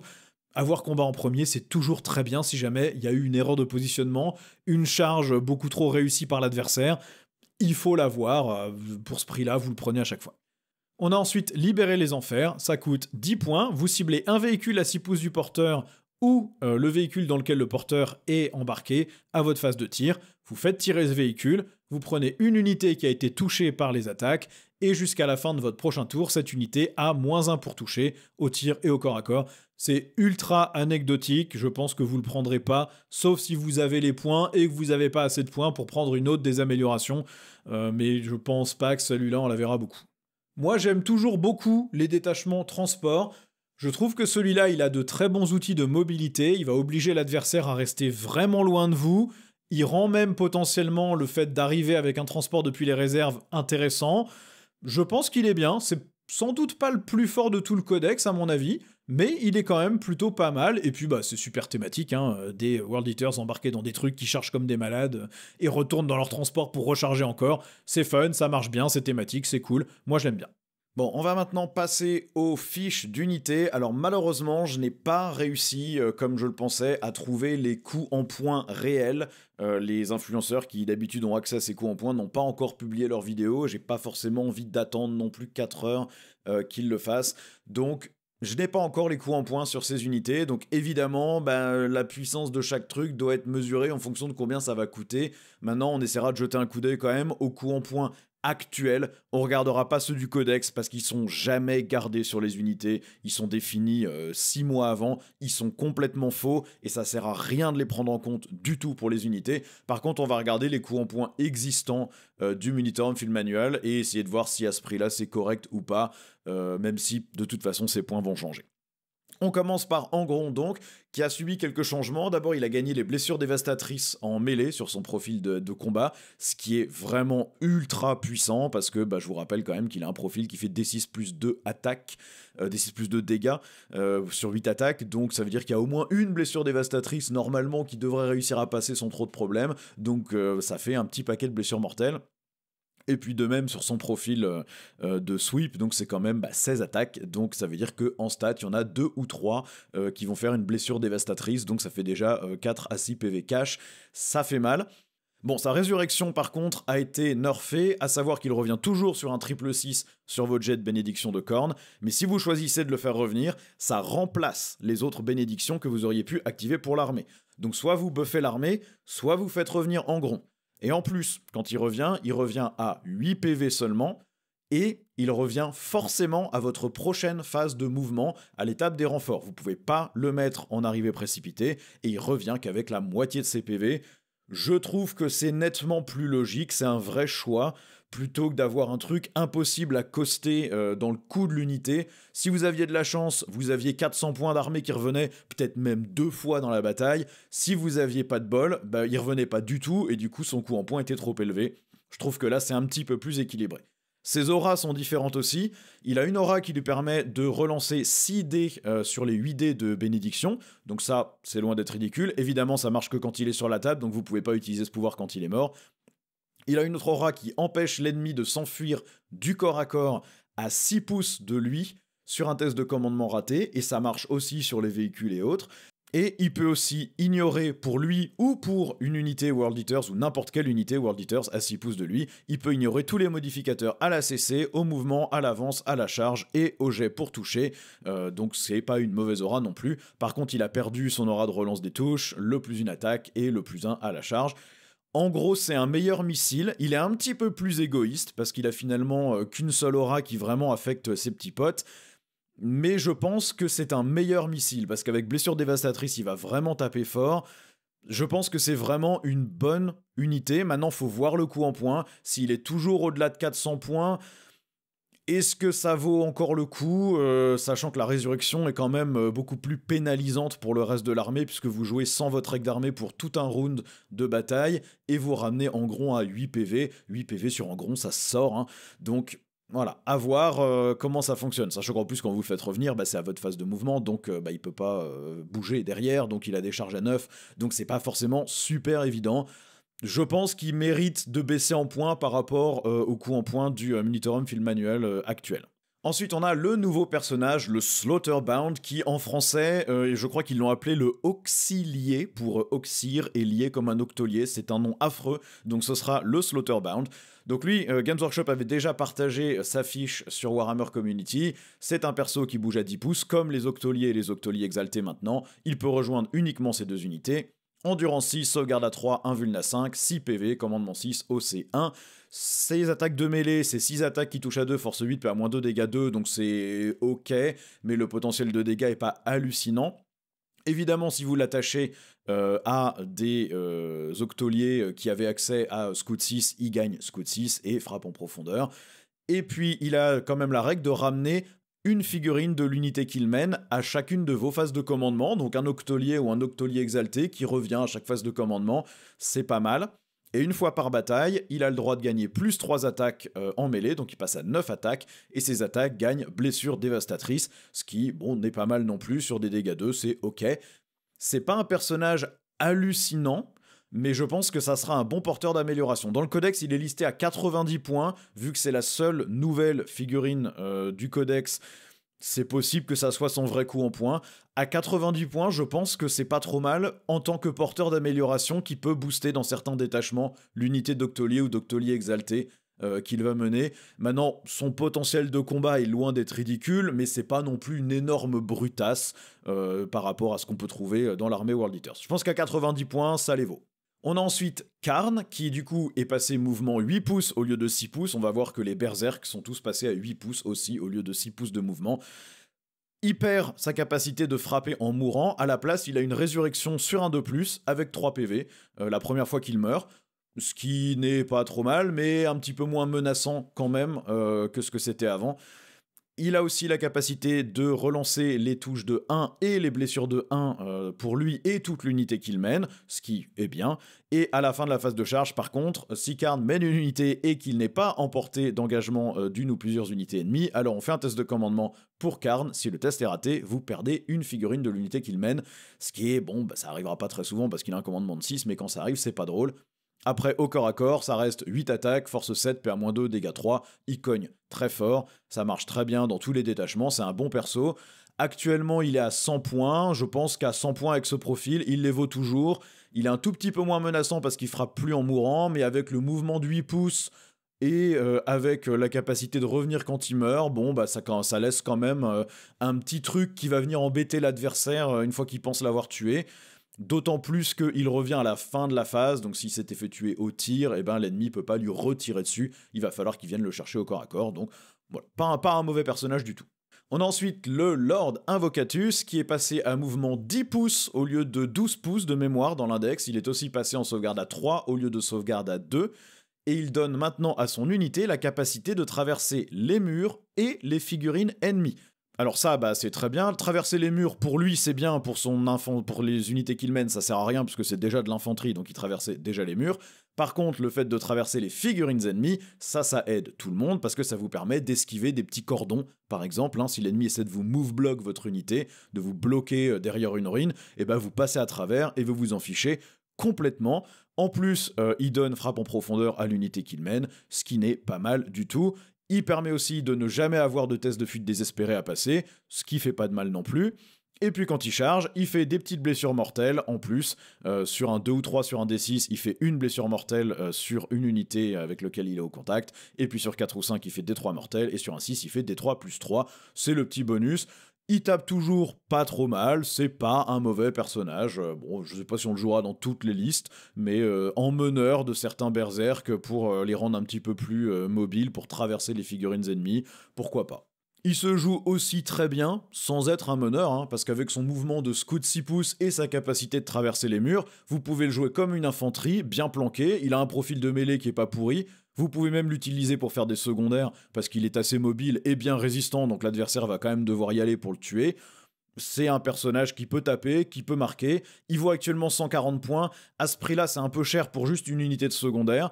Mais vu que vous pouvez aussi l'utiliser pour taper si vous n'avez pas de secondaire à lui faire faire, c'est pas mal. On a ensuite le Seigneur sur Juggernaut, qui lui aussi est à 10 pouces de mouvement, sauvegarde à 3 au lieu de 2.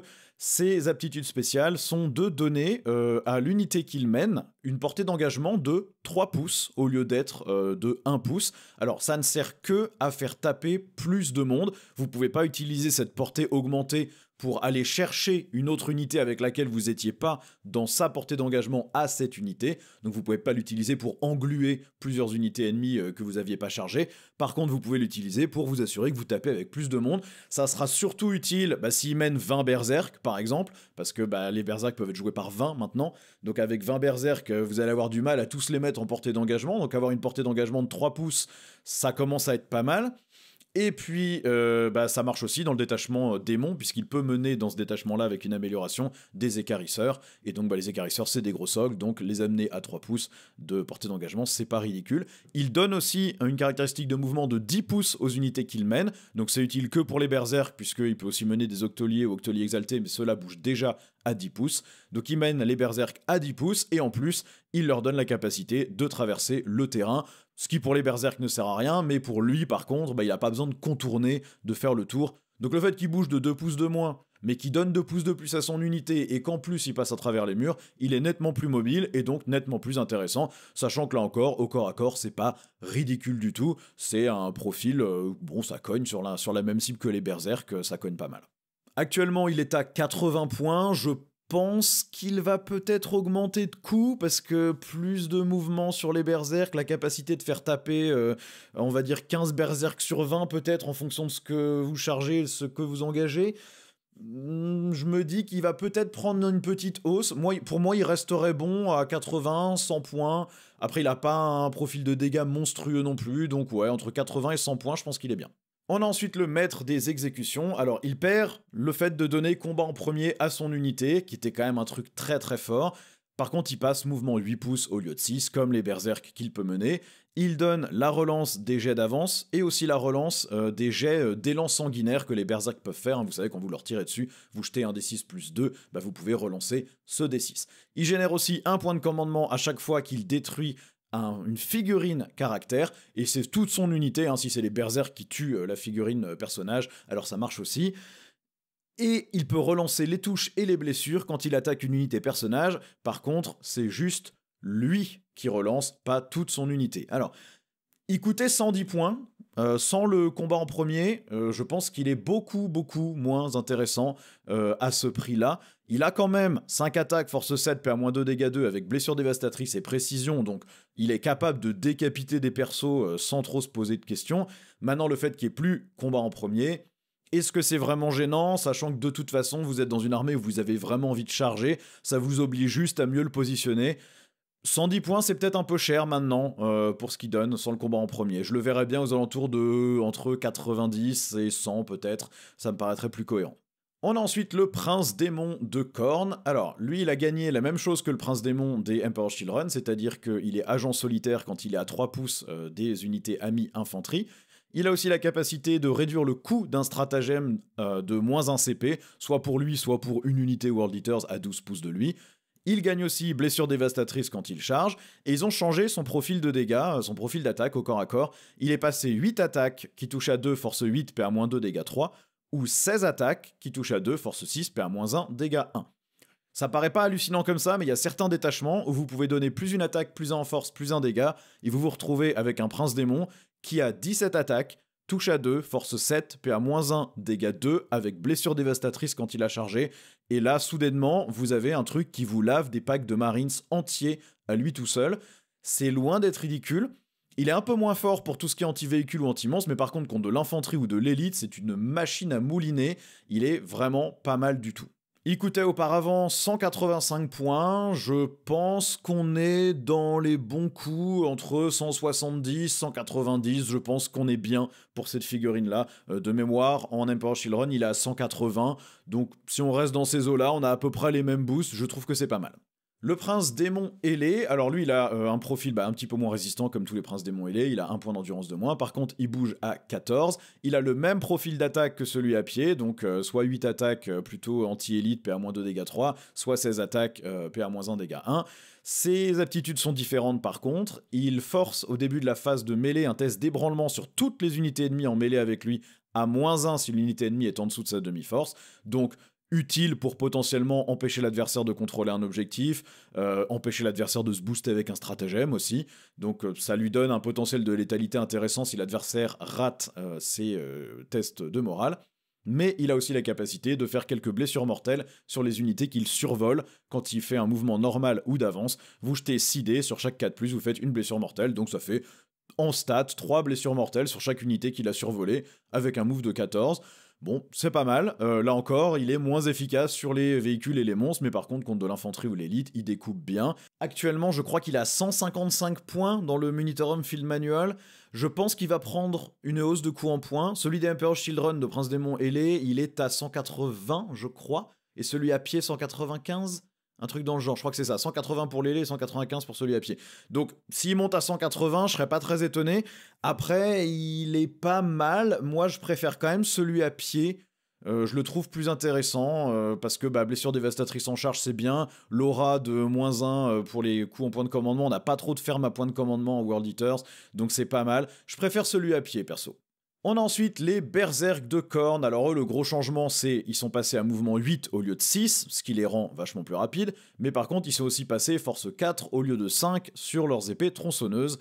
Maintenant, dans le détachement de base, ils gagnent plus 2 en force, donc ils restent toujours force 6 sur leurs attaques, alors qu'avant ils gagnaient que plus 1, donc ça les amenait à force 6 aussi. Sur les autres détachements, par contre, ils sont un petit peu moins efficaces. Les éviscérateurs restent excellents, et comme maintenant vous pouvez en prendre 20 des berserk par unité, vous pouvez avoir 4 éviscérateurs, ça vous fait quand même au total 12 attaques de force 8, PA-2, dégâts 2, qui touchent à 3. C'est pas mal du tout. Leur élan sanguinaire du coup a été augmenté aussi, il est à D6 plus 2 au lieu d'être juste un D6. Vous savez, c'est cette petite règle où si on leur tire dessus, ils peuvent faire un mouvement qui doit les rapprocher de l'unité la plus proche et qui leur permet de rentrer en mêlée. Si vous leur mettez un seigneur sur Juggernaut, ils peuvent bouger de 10 pouces. Et l'icône de Khorne, maintenant, va vous générer un dé supplémentaire sur votre jet de bénédiction. Donc, dès que l'unité du porteur a détruit une unité ennemie, vous gagnez 1 point, et à chaque fois que vous faites un jet de bénédiction, vous jetez des dés en plus pour chaque point que vous avez, et donc si vous avez tué par exemple 2 unités avec vos berserk, vous avez 2 points, donc vous jetez 10 dés au lieu des 8 que vous jetiez normalement, donc ça vous permet d'avoir un petit peu plus de flexibilité. Au global, je les trouve quand même plutôt intéressants, moi. Vous pouvez les prendre par 20, ça fait quand même 40 PV et 40 dossés sur des objectifs. Si vous leur mettez le perso, ils peuvent bouger à 10 pouces. C'est quand même pas mal, quoi. Je trouve que vraiment, ça fait une bonne grosse unité, bien inquiétante. Et jusqu'à la fin, vous allez quand même garder 4 éviscérateurs dans l'unité, jusqu'à ce qu'il vous reste moins de 4 figurines. Donc ça reste une unité qui a un gros potentiel de menace jusqu'à la fin. C'est vraiment pas mal. Bon, ils coûtaient 180 points les 10, vu qu'ils ont gagné un peu de mouvement, mais ils ont perdu un point de force, donc je serais pas étonné qu'ils bougent pas trop en coup en point. Ça veut quand même dire que par 20, ça fait un gros coup. Vous pourrez pas jouer 6 packs de 20, mais bon, ça reste quand même, je pense, intéressant, même si les coups en point changent pas.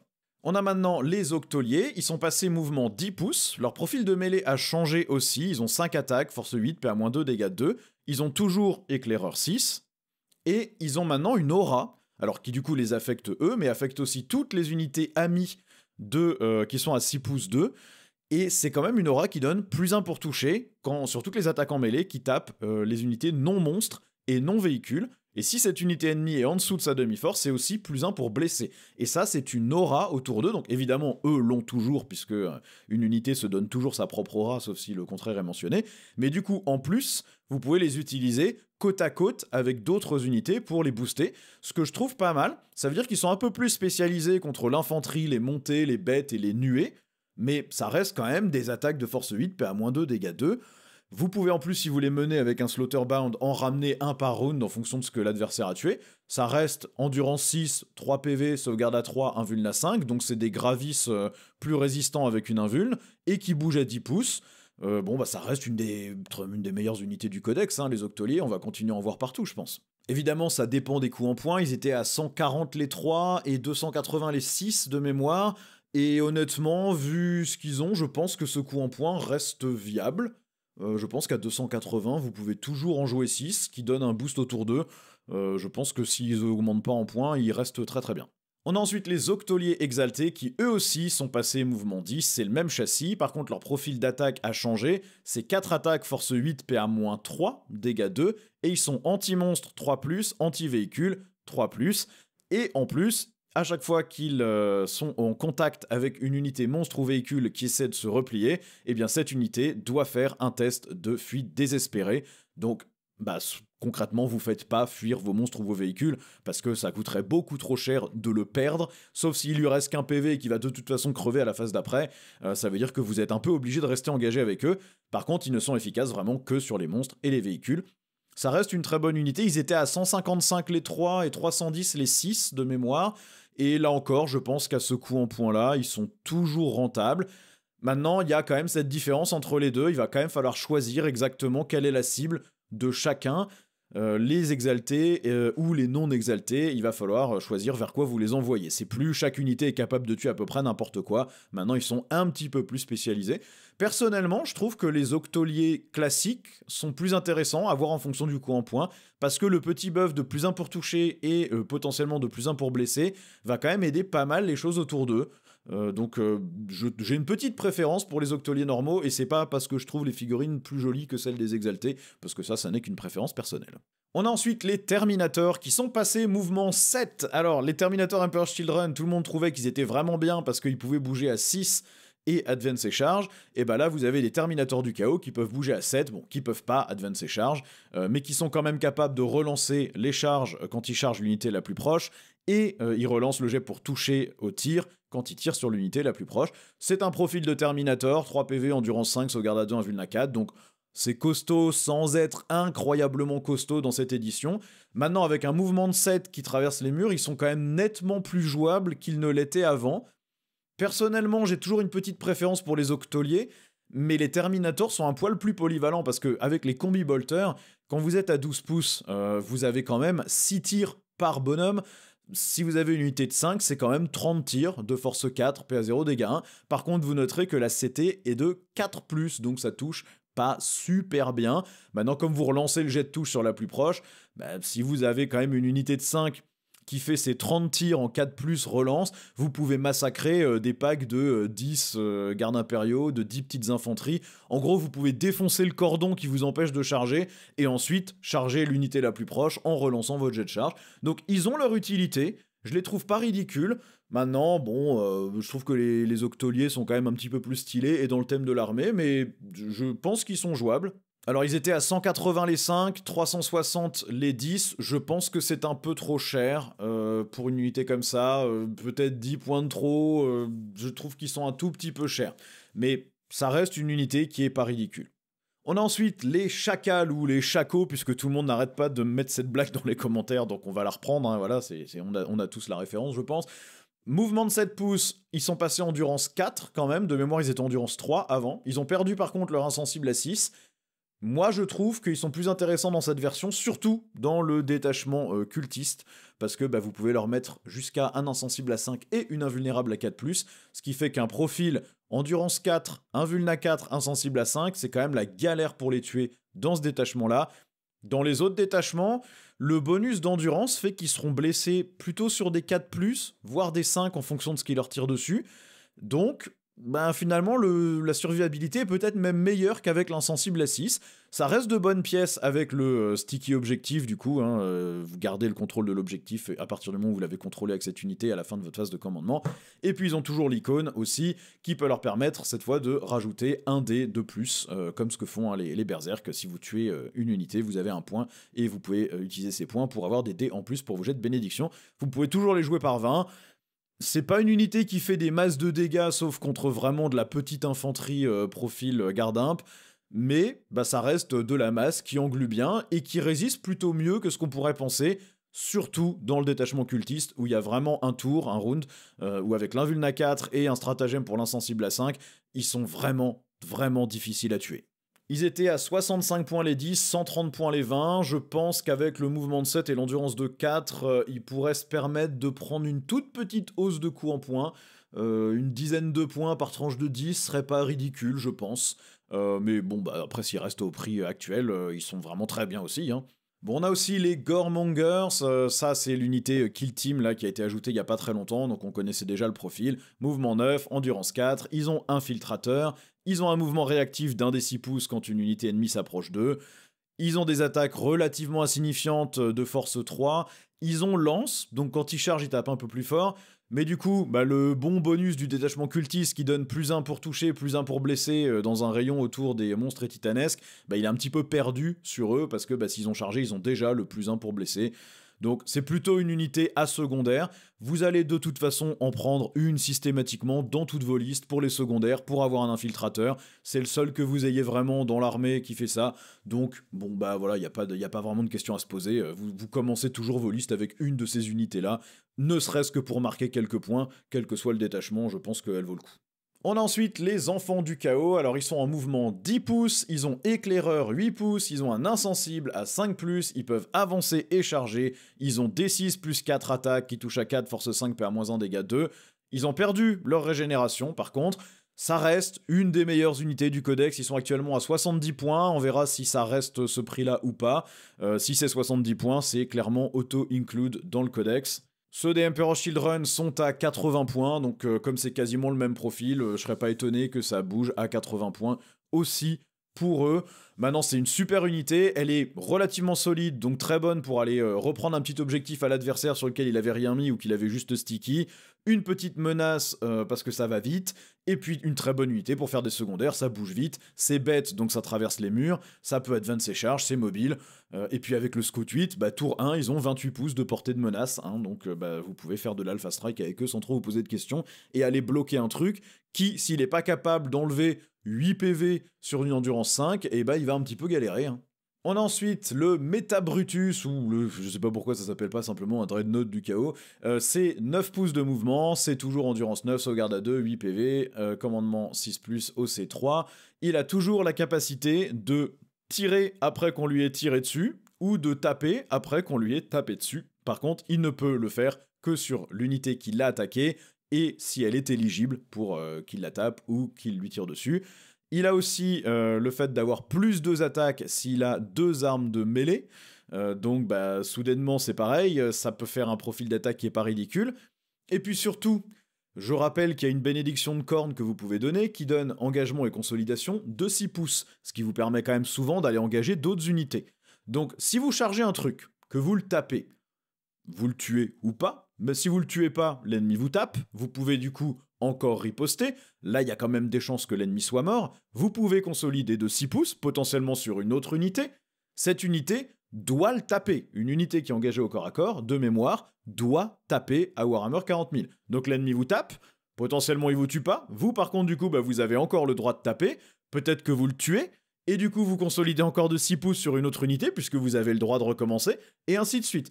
Si l'ennemi a pas de bol et que vous jouez bien votre truc, vous pouvez faire une espèce de ping-pong de la destruction avec ce Meta Brutus, où vous allez engager un truc, le déboîter, consolider sur autre chose, le déboîter, et ainsi de suite.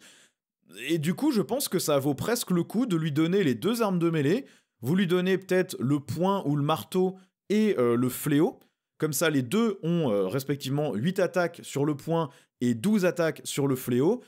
Force 12 perd moins 2 dégâts 3 ou Force 7 perd moins 1 dégâts 2, ça tape vraiment bien, et du coup si vous arrivez à faire ce petit ping-pong et que l'adversaire se place mal, soudainement il se retrouve vraiment pas bien du tout, c'est plutôt rigolo, je sais pas si c'est vraiment très fort, mais c'est plutôt marrant.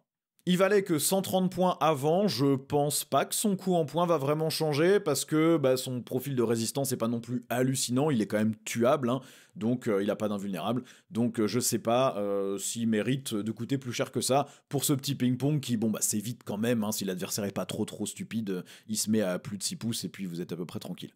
On a ensuite ce bon vieux Defiler, le profanateur. Alors il est passé mouvement 10 pouces, ce qui le rend un petit peu plus intéressant quand même, parce que bah, ça reste une grosse pièce, pas très pratique à déplacer sur table, malgré le fait qu'il enjambe les bouts de terrain de 4 pouces ou moins. Ça reste quand même un truc qui traverse pas les murs, pas les ruines, qui paye 2 pouces de pivot, etc. Donc avoir 10 pouces de mouvement, c'est pas mal.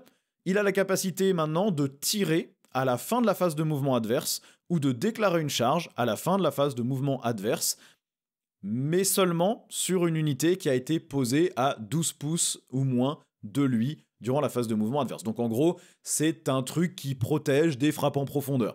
Si l'ennemi veut arriver à 12 pouces de ce machin, et comme lui-même il a déjà un diamètre qui doit être proche des 8 pouces, vous avez quand même un sacré rayon d'action tout autour de lui, dans lequel si l'ennemi approche en frappe en profondeur ou débarque d'un véhicule, vous avez le droit de lui tirer dessus gratos, ou de le charger gratos, même si vous ne gagnez pas le bonus de charge, c'est-à-dire le combat en premier, comme vous êtes dans le tour de l'adversaire, bah vous taperez quand même avant lui. Donc c'est pas mal du tout. C'est un très bon gardien de but, qui va très bien défendre votre objectif chez vous. Il tire toujours pas très bien avec sa touche à 4. Au corps à corps, il peut faire mal potentiellement. 6 attaques, force 16, PA-3, dégâts D6 plus 1, plus le petit fléau en plus. C'est pas mal. Je pense, autant le trouvais vraiment pourri dans l'index, vraiment pour moi la pire figurine, enfin la pire unité du codex, autant là, c'est peut-être toujours pas mon préféré, à part c'est peut-être le Eldrake toujours le plus mauvais, mais si on compte pas les aérodines, je pense que celui-là est quand même remonté un petit peu. Son bonus de mouvement et la protection qu'il vous offre sur votre objectif, c'est pas mal. Il était à 190 points dans le Munitorum Field Manual, je pense qu'à ce prix-là, il est toujours intéressant, il est quand même assez costaud, et s'il arrive à toucher, il peut faire mal, donc pourquoi pas. On a ensuite le Forge Fiend ou Ferro Centaurus, alors vous noterez qu'il touche à 4+, il a gagné par contre tir rapide 1 sur son canon ectoplasma et tir rapide 4 sur l'autocanon. Il a aussi la capacité de relancer tout le jet de touche quand il tire sur la cible la plus proche qui est dans ses 18 pouces. Donc en gros, c'est toujours une unité de tir parce que évidemment c'est un truc avec des canons partout, mais il est fait pour tirer en milieu de table. C'est pas une pièce d'artillerie que vous laissez au loin et où vous utilisez les 36 pouces de portée pour des grandes lignes de vue. En fait, vous le faites foncer au milieu de table et vous avoinez le truc le plus proche. La touche à 4+, avec tir rapide 1 dans les 18 pouces, vous faites donc D3 plus 1 tir x 3 canons ectoplasma. Donc en stats, ça vous fait quand même 9 tirs. Certes, ça touche à 4, mais comme vous relancez toutes les touches, en fait, ça touche quand même très bien. Force 10, PA-3, dégâts 3. En plus, il y a déflagration, donc si vous tirez sur une unité qui a 5 figurines ou plus, vous en rajoutez encore. Je trouve que c'est pas si mal que ça. Je trouve que franchement, c'est pas si mal que ça du tout. Et même l'autocanon est pas si ridicule, parce que certes c'est que PA-1, et vous n'avez pas vraiment de moyen d'avoir Ignore le couvert ou un truc comme ça, mais si vous avez une unité qui est un peu exposée ou qui a une mauvaise sauvegarde, avec 2 autocanons Hades, vous faites quand même 20 tirs à mi-portée, qui touchent à 4 avec full relance, force 8, PA-1, dégâts 2. Je trouve que c'est pas une mauvaise pièce du tout. Par contre, effectivement, vous allez vouloir l'envoyer vraiment devant l'ennemi, et pour ça, je pense que du coup, dans le détachement motorisé, vous pouvez lui faire traverser les murs, donc c'est peut-être dans celui-là que vous allez le jouer. Il ne valait que 145 points avant, je serais pas étonné qu'il change pas de coup en points, parce qu'en fait, sa menace est plus importante qu'avant, je pense, en termes de volume de dégâts. Par contre, il l'a fait de beaucoup moins loin, donc je sais pas, je pense que ça les vaut à ce prix-là. On a ensuite le Mauler Fiend ou le Féroce Cerberus, donc c'est la variante corps à corps du précédent. Il a lui plus 1 à la charge quand il charge sur une cible qui est en dessous de sa force de départ, et plus 2 à la charge s'il charge une cible qui est en dessous de sa demi-force. Donc si vous arrivez des réserves à 9 pouces et que vous ciblez une unité qui s'est fait bien avoiner, et vous pouvez faire une charge à 7 pour aller la chercher, ce qui est franchement pas mal. Il a aussi plus 1 pour toucher les unités en dessous de leur force de départ, et plus 1 pour blesser sur les unités en dessous de leur demi-force. Donc là encore, ça cogne quand même franchement pas mal. Il est toujours solide, il est toujours efficace, son profil de mêlée est toujours bien. Il coûtait 140 points avant. Maintenant, il est vraiment fait pour aller finir ce qu'une autre unité aura déjà commencé à taper. Du coup, est-ce que ça s'utilise pas plutôt bien en paire avec un Féro-Centaurus ? Puisque les deux ont envie d'aller en milieu de table, vous commencez à réduire un peu en sang de l'adversaire avec celui qui tire, et ensuite vous le chargez avec celui qui cogne, avec tous les bonus. Pas ridicule, à 140 points, franchement je pense qu'il est très jouable.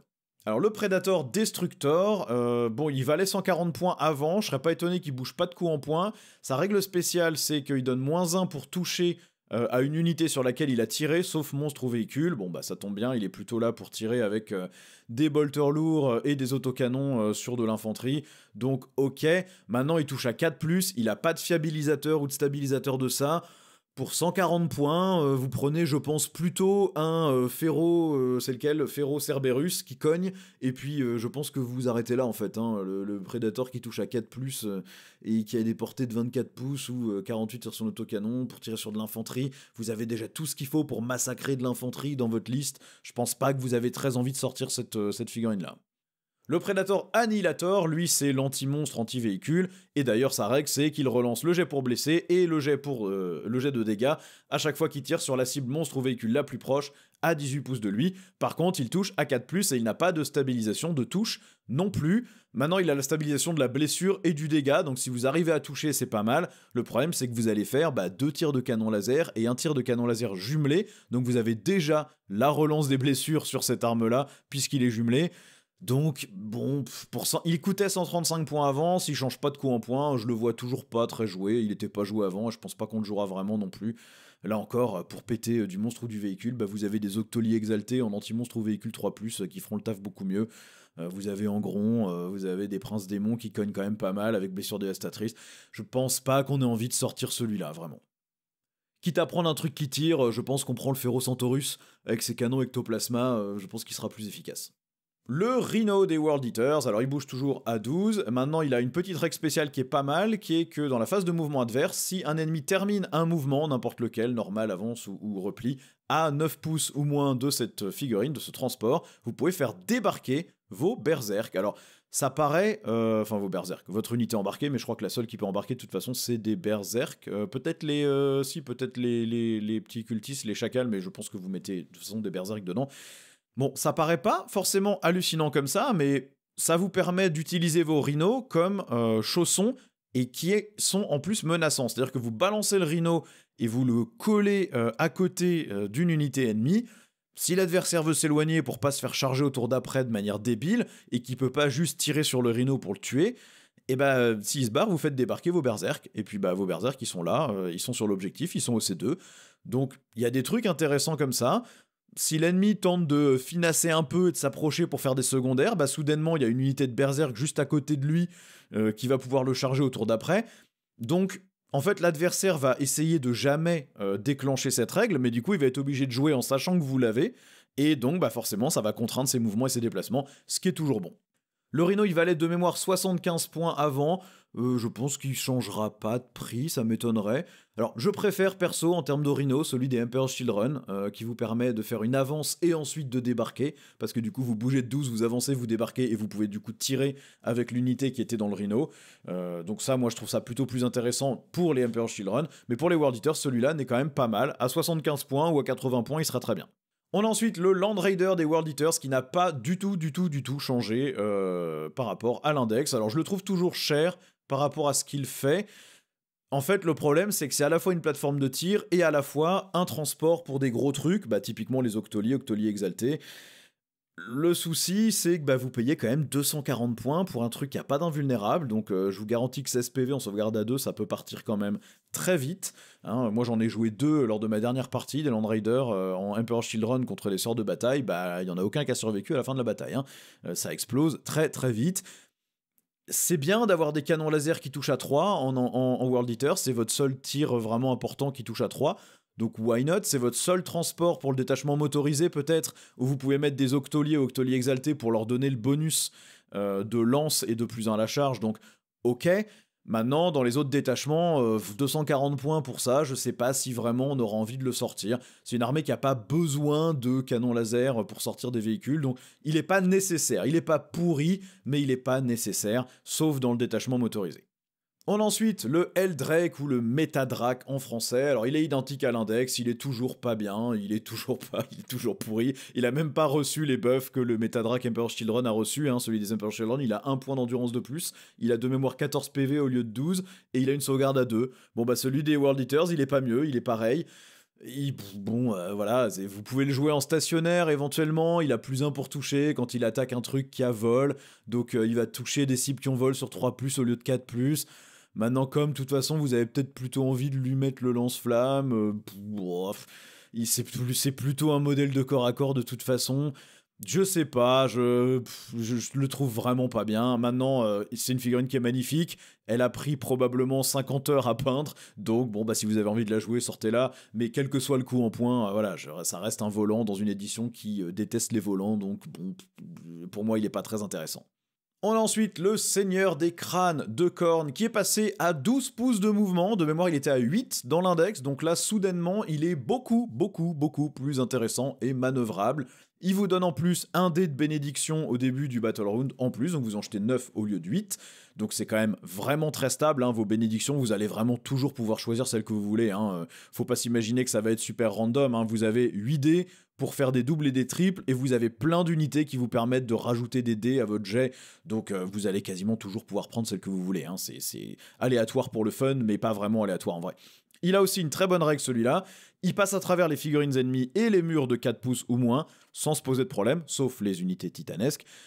Et il peut passer à travers les portées d'engagement, par contre il peut pas finir en portée d'engagement évidemment, mais en plus il peut aussi passer à travers les murs tout court, sauf que vous jetez un dé et sur un 1 il est ébranlé, c'est un peu comme ce qu'ont les chevaliers impériaux de mémoire, donc soudainement il est beaucoup plus maniable, beaucoup plus jouable, et je rappelle quand même que ça rigole pas du tout hein, comme unité, hein. Au corps à corps, 18 attaques de force 8 PA-2 dégâts 2, ou 6 attaques de force 16 PA-4 dégâts 8, il a en plus un canon D6 plus déflagration plus tir rapide à 9 pouces de force 14 PA-4 dégâts D6 plus 2. Enfin, c'est vraiment super puissant quoi. C'est vraiment très bien. Et puis ça, c'est que l'arme de base. Hein. Vous pouvez aussi lui mettre le canon Gatling 12 tirs ou 18 tirs si vous êtes à 24 pouces avec touche soutenue, force 8, PA-2, dégâts 2, ou 2d6 tirs avec tir rapide 3 à 30 pouces, donc 2d6 tirs plus 3 à 30 pouces, de force 14, PA-3, dégâts 3. C'est votre puissance de feu au tir. Alors certes, il touche à 4, donc bah, vous n'avez pas vraiment de fiabilisation ou de relance, mais en fait il fait tellement de volume qu'il fait tellement mal que c'est pas trop un problème. Et puis au corps à corps, bah, si vous arrivez à l'amener jusque là, ça déboîte sévère. Donc avec ce mouvement-là et passe à travers les murs, bah, je pense qu'il est très bien. Maintenant ça reste 450 points dans le Militarum Field Manual, je pense qu'il va rester aux alentours de ce prix-là, ça reste très cher, vous le spammez pas, mais honnêtement, je pense qu'il a sa place, hein. Si vous jouez contre des potes qui aiment bien jouer des gros trucs, et vous avez envie de sortir votre gros truc, et ben allez-y, je pense que vous serez pas ridicule avec, hein. On a ensuite les fiches d'unité des démons, qui sont du coup jouables seulement dans le détachement démon. Ils n'ont pas le mot-clé World Eaters, donc ils n'ont pas les bénédictions de cornes, et vous ne pouvez évidemment les sortir que dans le détachement associé. Scarbrand, alors lui, dans l'index démon de mémoire, il vaut 305 points, je pense qu'il coûtera le même prix dans le codex World Eaters, puisqu'il a exactement le même profil. Il a une aura qui donne plus une attaque à tous les démons de cornes à 6 pouces de lui, et il peut évidemment avancer et charger. Il a toujours 8 attaques de force 16 PA-4 dégâts 6, ou 16 attaques de force 8 PA-2 dégâts 2, plus un lance-flamme de force 8 PA-1 dégâts 1. Il est très bien, il cogne, endurance 11, 20 PV avec une invulna 4, mouvement 10 pouces, avancée charge, OC5, bon bah voilà, en détachement démon celui-là, vous le mettez systématiquement parce qu'il est vraiment pas mal du tout. Vous avez ensuite le buveur de sang, lui aussi identique à l'index démon, à part que au lieu d'avoir l'aura de l'ombre du chaos, il a une aura de plus une attaque pour les démons à 6 pouces de lui. Il valait 305 points dans le Munitorum Field Manual pour les démons, je pense qu'il vaudra le même prix ici. Il cause des blessures mortelles sur les unités en portée d'engagement, c'est quand même 8d6. Sur chaque 4+, vous faites une blessure mortelle, donc en stats c'est quand même 4 blessures mortelles gratos à la fin du combat, après qu'il ait tapé. Et il tape déjà plutôt fort, hein. Sa grande hache c'est quand même 14 attaques de force 10 PA-2 dégâts 2, sachant qu'il se donne sa propre aura, donc en fait c'est 15 attaques, ou alors il a 8 attaques avec son aura de force 16 PA-4 dégâts D6 plus 2. Maintenant la configuration avec la petite hache qui a un peu plus d'attaque mais qui tape un peu moins fort, et le fouet avec blessure dévastatrice, alors certes c'est qu'une seule attaque mais elle touche à 2, force 16, PA-3, dégâts D6 plus 1, c'est le petit truc qui vous permet de finir le véhicule à la con ou le monstre à la con qui vous bloque, avant qu'ensuite vous fassiez votre charge. Je pense que les deux configurations valent le coup, il était à 305 points, bon je pense qu'il les vaut et qu'il est bien. On a ensuite les sanguinaires, bouge à 8, endurance 4, un seul PV, un vulna 5, 2 attaques de force 5, PA-2, dégâts 2, ça tape quand même pas mal. Si vous avez un buveur de sang ou Scarbrand d'à côté, c'est 3 attaques, donc soudainement votre pack de 10 fait quand même 30 attaques de force 5, PA-2, dégâts 2. Ils ont un instrument pour plus 1 à la charge, ils ont une caractéristique de commandement de 6 tant que vous avez le petit porte-étendard, et en plus, ils forcent des tests de fuite désespérée sur l'ennemi qui essaie de s'échapper, et c'est un test à -1 si l'ennemi est déjà ébranlé. C'est pas une mauvaise unité, ils étaient à 110 points les 10, je crois, à ce prix-là, en tout cas en démon, ils sont à 110 points les 10, il me semble, je pense que ça les vaut aussi ici, surtout que dans le détachement démon, vous pouvez les faire arriver des réserves à 9 pouces du dernier modèle, enfin dans les 9 pouces du dernier modèle d'une unité détruite. Donc si l'adversaire vous tue quelque chose dans son tour au corps à corps, vous pouvez, dès la fin de la phase de combat, faire apparaître une unité de sanguinaire à 1 pouce de l'unité qui vient de vous tuer, et le charger dans votre tour sans vous poser de questions, et le déboîter. Donc bon, bah c'est quand même pas mal, vous pouvez aussi les ramener en réserve avec un stratagème, il y a des trucs vraiment cool à faire avec eux, et c'est pas une mauvaise unité du tout. On a ensuite les écarisseurs, bon bah c'est mouvement 10, endurance 7, invulna 5, sauvegarde à 3, 4 PV, c'est quand même costaud, ça tape pas trop mal, un peu comme des sanguinaires, mais vous avez en plus les extra attaques avec lance qui sont force 6 pas -1 dégâts 1, donc pas ridicule. Ils ont aussi plus 1 à la charge, commandement de 6, et ils font des petites blessures mortelles après qu'ils aient chargé. C'est pas une mauvaise unité, surtout si vous les menez avec le seigneur sur Juggernaut, parce que dans ce cas-là, il leur donne la capacité de traverser les murs et une portée d'engagement de 3 pouces pour mieux taper. Donc bah, dans le détachement démon, vous mettez à ce petit seigneur l'amélioration qui lui permet de mener des écarisseurs, vous le collez avec des écarisseurs, et il traverse les murs avec toute son unité. Ils étaient à 110 points les 3, 220 points les 6 de mémoire. Je pense que ça les vaut, je pense que c'est bien à ce prix-là. Avec le perso, ça commence à faire un pack qui coûte un peu, avec l'amélioration aussi. Vous allez être sur les 330, un truc comme ça. Mais bon, bah vous avez quand même une unité qui cogne raisonnablement bien, et qui est quand même vraiment costaud aussi, dur à sortir, donc c'est pas mauvais en OC2 en plus. Et enfin, on a les molosses de cornes, ça bouge à 12, endurance 4, 2 PV, invulna 5, ça tape avec 3 attaques de force 5 PA-1 dégâts 1, et il y a un petit lance-flamme sur le chef de l'unité. Ils ont aussi un insensible à 3+, contre les attaques psychiques. Au corps à corps, c'est pas incroyable, mais c'est pas anodin. Alors ils ont pas Karanak ici pour les mener, mais vous pouvez quand même les ramener en réserve systématiquement à la fin du tour adverse, donc ça c'est pas mal quand même, ça vous permet de retourner en réserve pour faire des petits secondaires, sans avoir besoin de dépenser quoi que ce soit en termes de CP pour des stratagèmes. C'est une unité qui bouge bien, ils sont bêtes donc ils traversent les murs, vous pouvez aussi de mémoire leur attacher le seigneur sur Juggernaut si vous avez envie, même si pour eux ça sert pas forcément à grand chose, ça vous permet de ramener le seigneur sur Juggernaut en réserve pour faire autre chose si vous avez envie, why not. Ils étaient de mémoire à 75 points les 5, 150 points les 10 pour les démons, je pense que c'est bien à ce prix-là aussi en World Eaters. Bon voilà pour ce Codex World Eaters, donc pas mal de changements quand même par rapport à l'index. Le fait que tout bouge plus vite compense largement le fait que vous ayez perdu le plus de mouvements. Ce qui risque de faire mal, c'est la perte de l'avance-et-charge, qui bon bah va être un petit peu pénalisante pour cette armée.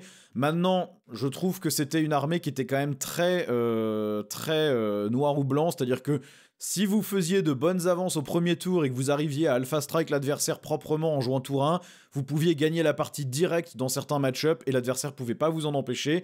Et par contre, dans d'autres match-ups, si vous aviez pas le tour 1 et que vous pouviez pas charger tour 1, vous aviez passablement perdu. Bon bah ça sera un peu moins le cas maintenant, l'armée est un peu plus maniable, vous avez plus de moves, vous pouvez mieux vous cacher, vous êtes moins dépendant de cette avance et charge, et du coup vos bénédictions vous pouvez les prendre pour augmenter votre létalité aussi, sur les unités qui en avaient peut-être un petit peu plus besoin. Globalement, je pense que l'armée est très jouable, je pense qu'elle est bien, il n'y a pas de gros faux pas dans les règles. Tous les détachements me semblent intéressants, sauf peut-être celui des Octoliers ou Octoliers Exaltés, où je suis quand même moins fan personnellement de ce qui est offert dedans. Mais sinon, pour moi, tout le reste est très bien. Honnêtement, je vois pas trop ce qu'il y a à redire. C'est bien écrit, c'est propre. Il n'y a pas de grosse débilité, il n'y a pas de trucs qui me font hurler ou je me dis c'est complètement pété, faut nerfer, ou au contraire c'est complètement pourri, qu'est-ce qu'ils ont fichu. Je trouve que globalement ça va, ça a l'air plutôt pas mal.